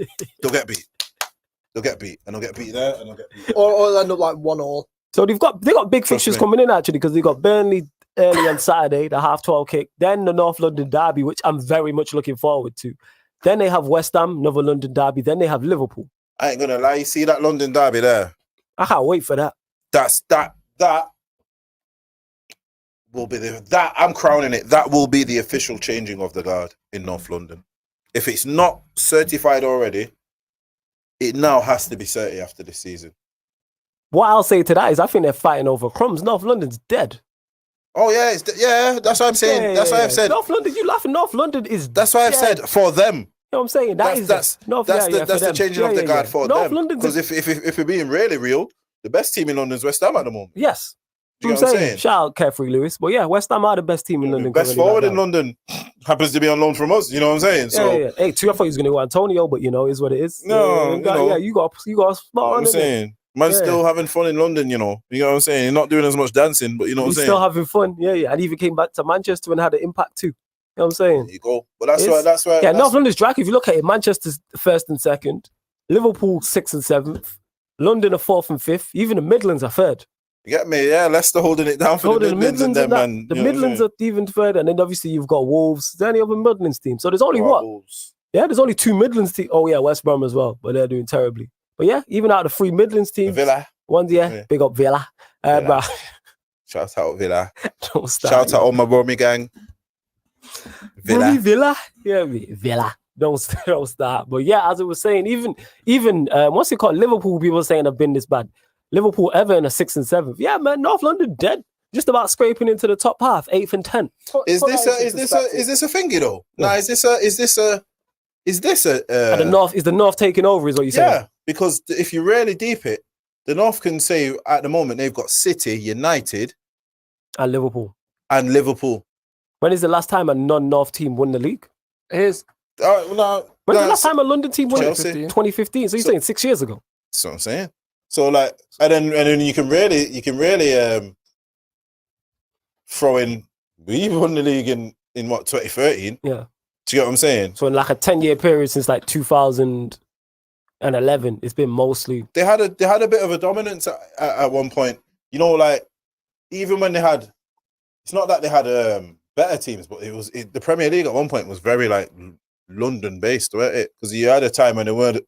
Wolves and all them were in there, and you still had your QPRs and Wimbledon. Yeah, do you know what I'm saying? Charltons, and you know what I'm saying? Yeah. So I think this is a bit of a look. Even if you look at the lower teams, Leeds, Wolves, that's Northern. You know what I'm saying? Crystal Palace, Southampton, yeah. Burnley, Northern again. Do you know what I'm saying? Brighton, yeah, that's down. Newcastle's Northern. West Brom, Sheffield United, Northern. So I'd say that's do you know what I'm saying? I think the whole moving to London for London thing, I don't know if that holds as much weight anymore. I think that's like one of them old school type of things. What I'm about to say isn't fair. Given the state of Liverpool this season, so let me just put this in perspective. 19 different centre-back partnerships. 19 different centre-back partnerships this season. 19 different centre-back partnerships. I can't stress this enough. Name me a team that is going to be able to handle that. If you're not ahead of Liverpool this season, you're a disgrace at this point. Yeah, you need to look at minus Everton, who have 2 games in hand. The other teams, your Spurs and Arsenal need to be looking at themselves. One thing I will say as the big six, as the big six, you're not going to get Liverpool this bad. If there's ever a time to capitalise on us, it's now. Yes.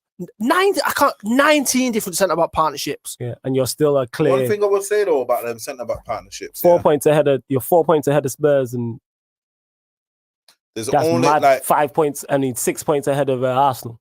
Like I've seen a lot of people throw this like blame at FSG and all of that. Yeah. But for me, that's only that centre-back thing. This season's on Klopp is basically where I'm going. I think Stroh said this because you went irate when we did the transfer window show. I never forget that, and you ranked. I think I gave Liverpool like a 5 or a 6, maybe it was. I think JV might have followed too. I can't remember exactly. And you gave him a low score. And you was like, because we didn't sign a centre back. And we seen Pep just do this. And you seen what happened. And then Van Dijk went and got injured. And then you was like, look, Gomez then obviously Matip. Yeah, but then look what happened. So the second Van Dijk gets injured and there's no Lovren, you need a centre back. Yeah.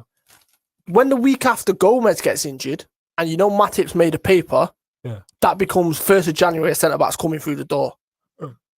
Didn't happen. Yeah. All the way through January. Bear in mind, we play you at that point. Klopp's having to play Henderson at centre back, which is making a point to FSG to say, pull your fingers out. What's going on here? Yeah. Reece Williams at home to Tottenham. Yeah, he did well. But come on, they were flying at that point.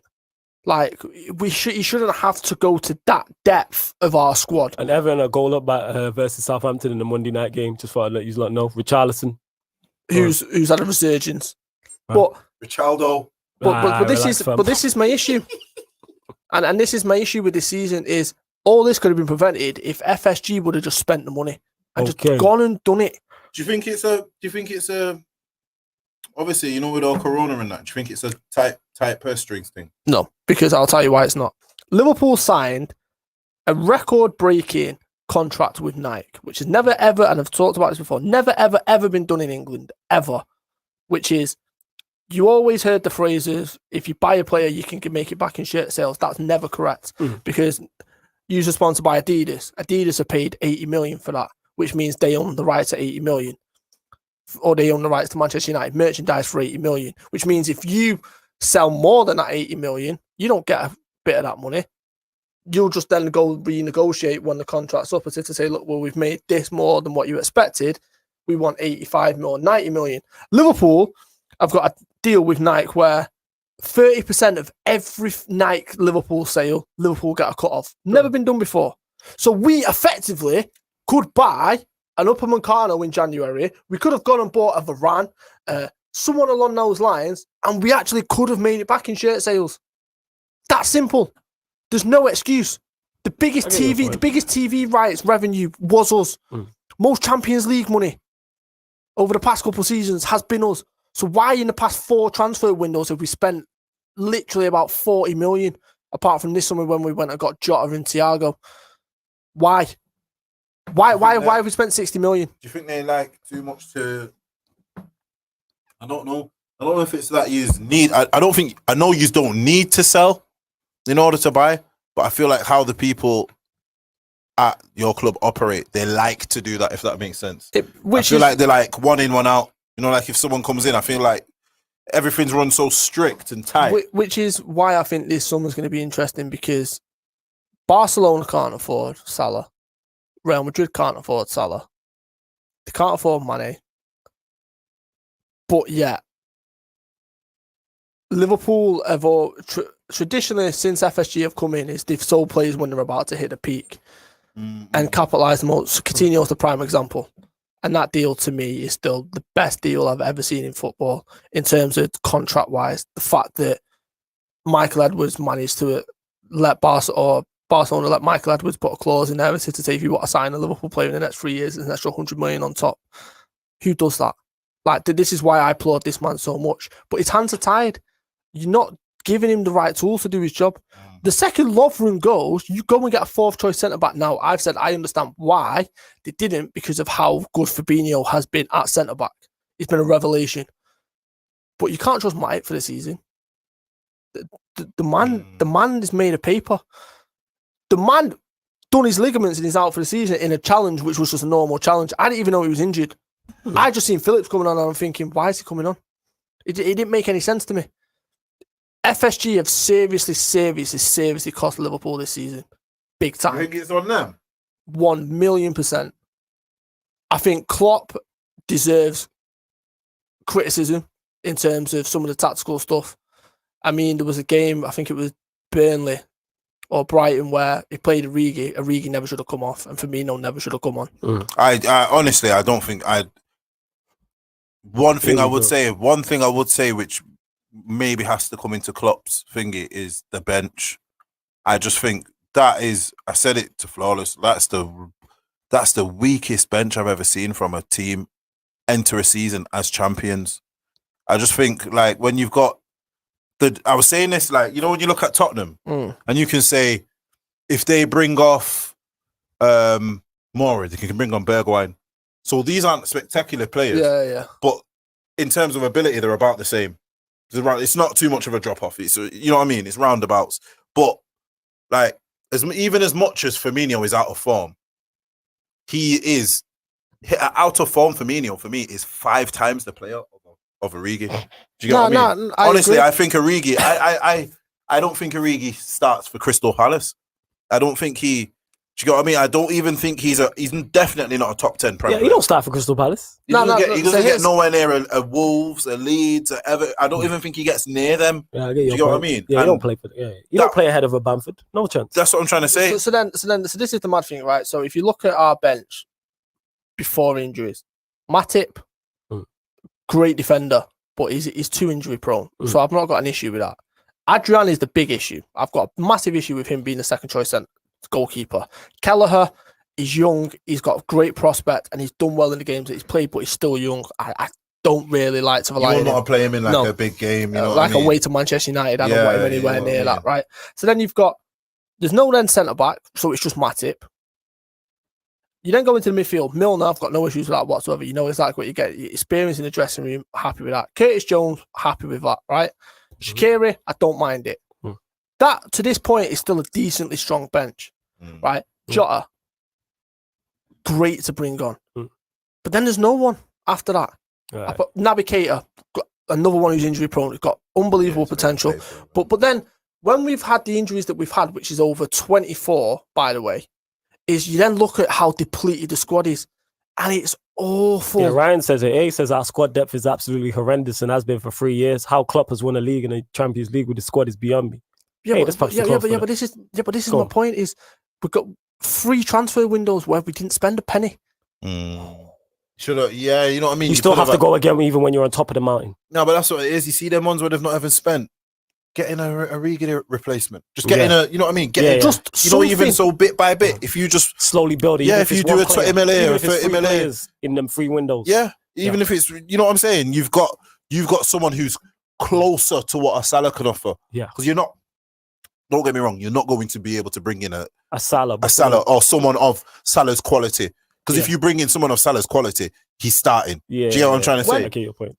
Under Fergie, when did you ever see Fergie go and do a Chelsea summer, for example? Yeah, it was very, very, very rare that we did that. When you sold Cristiano Ronaldo. Yeah. And even then, I'm trying to think. Probably the only season I remember where it's like we went big. It was we signed Nani and Anderson in the same window. Think it was Hargreaves as well. It might have been Hargreaves as well. Yeah, but that's my point. Yeah, it's one off. But that's my point.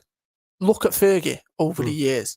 And I specifically go back to this point. When you lost the title at Sunderland, in the manner that you lost it, Fergie sat there and went, listen, Ferdinand, and I've watched the documentary, I've heard all the players, Ferdinand, Vidic, Rooney, go pick the kids up. Like, boost them morale. Because we're going again in the next couple of weeks. And that title's ours. Oh, and by the way, I'm going to go get Van Persie. And then look what happened. You got Van Persie, you won the title. Because he knew. And this is what I mean. Edwards' hands are tied.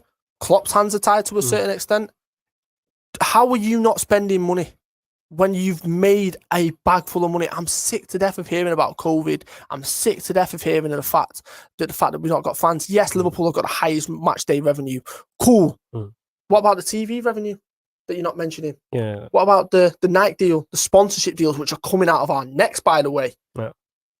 Why are you not discussing that? We're not paying for this stadium anymore. Yeah, we just went and spent 50 million on a training stadium. AXA have funded most of it because it's called the AXA Training Centre. Yeah, that's what it's sponsored, isn't it? It'll pay for itself. So, majority over the while, isn't it? Yeah. So where's the money? So it works. Free seats, free windows. Free window. That's mad. That free window. When you're all right, then think of how many players Chelsea got in one window. Yeah, that's true. So even like I'm not saying man go get 8 players. But I'm not saying man go get 8, but you in 3 with no. All right then.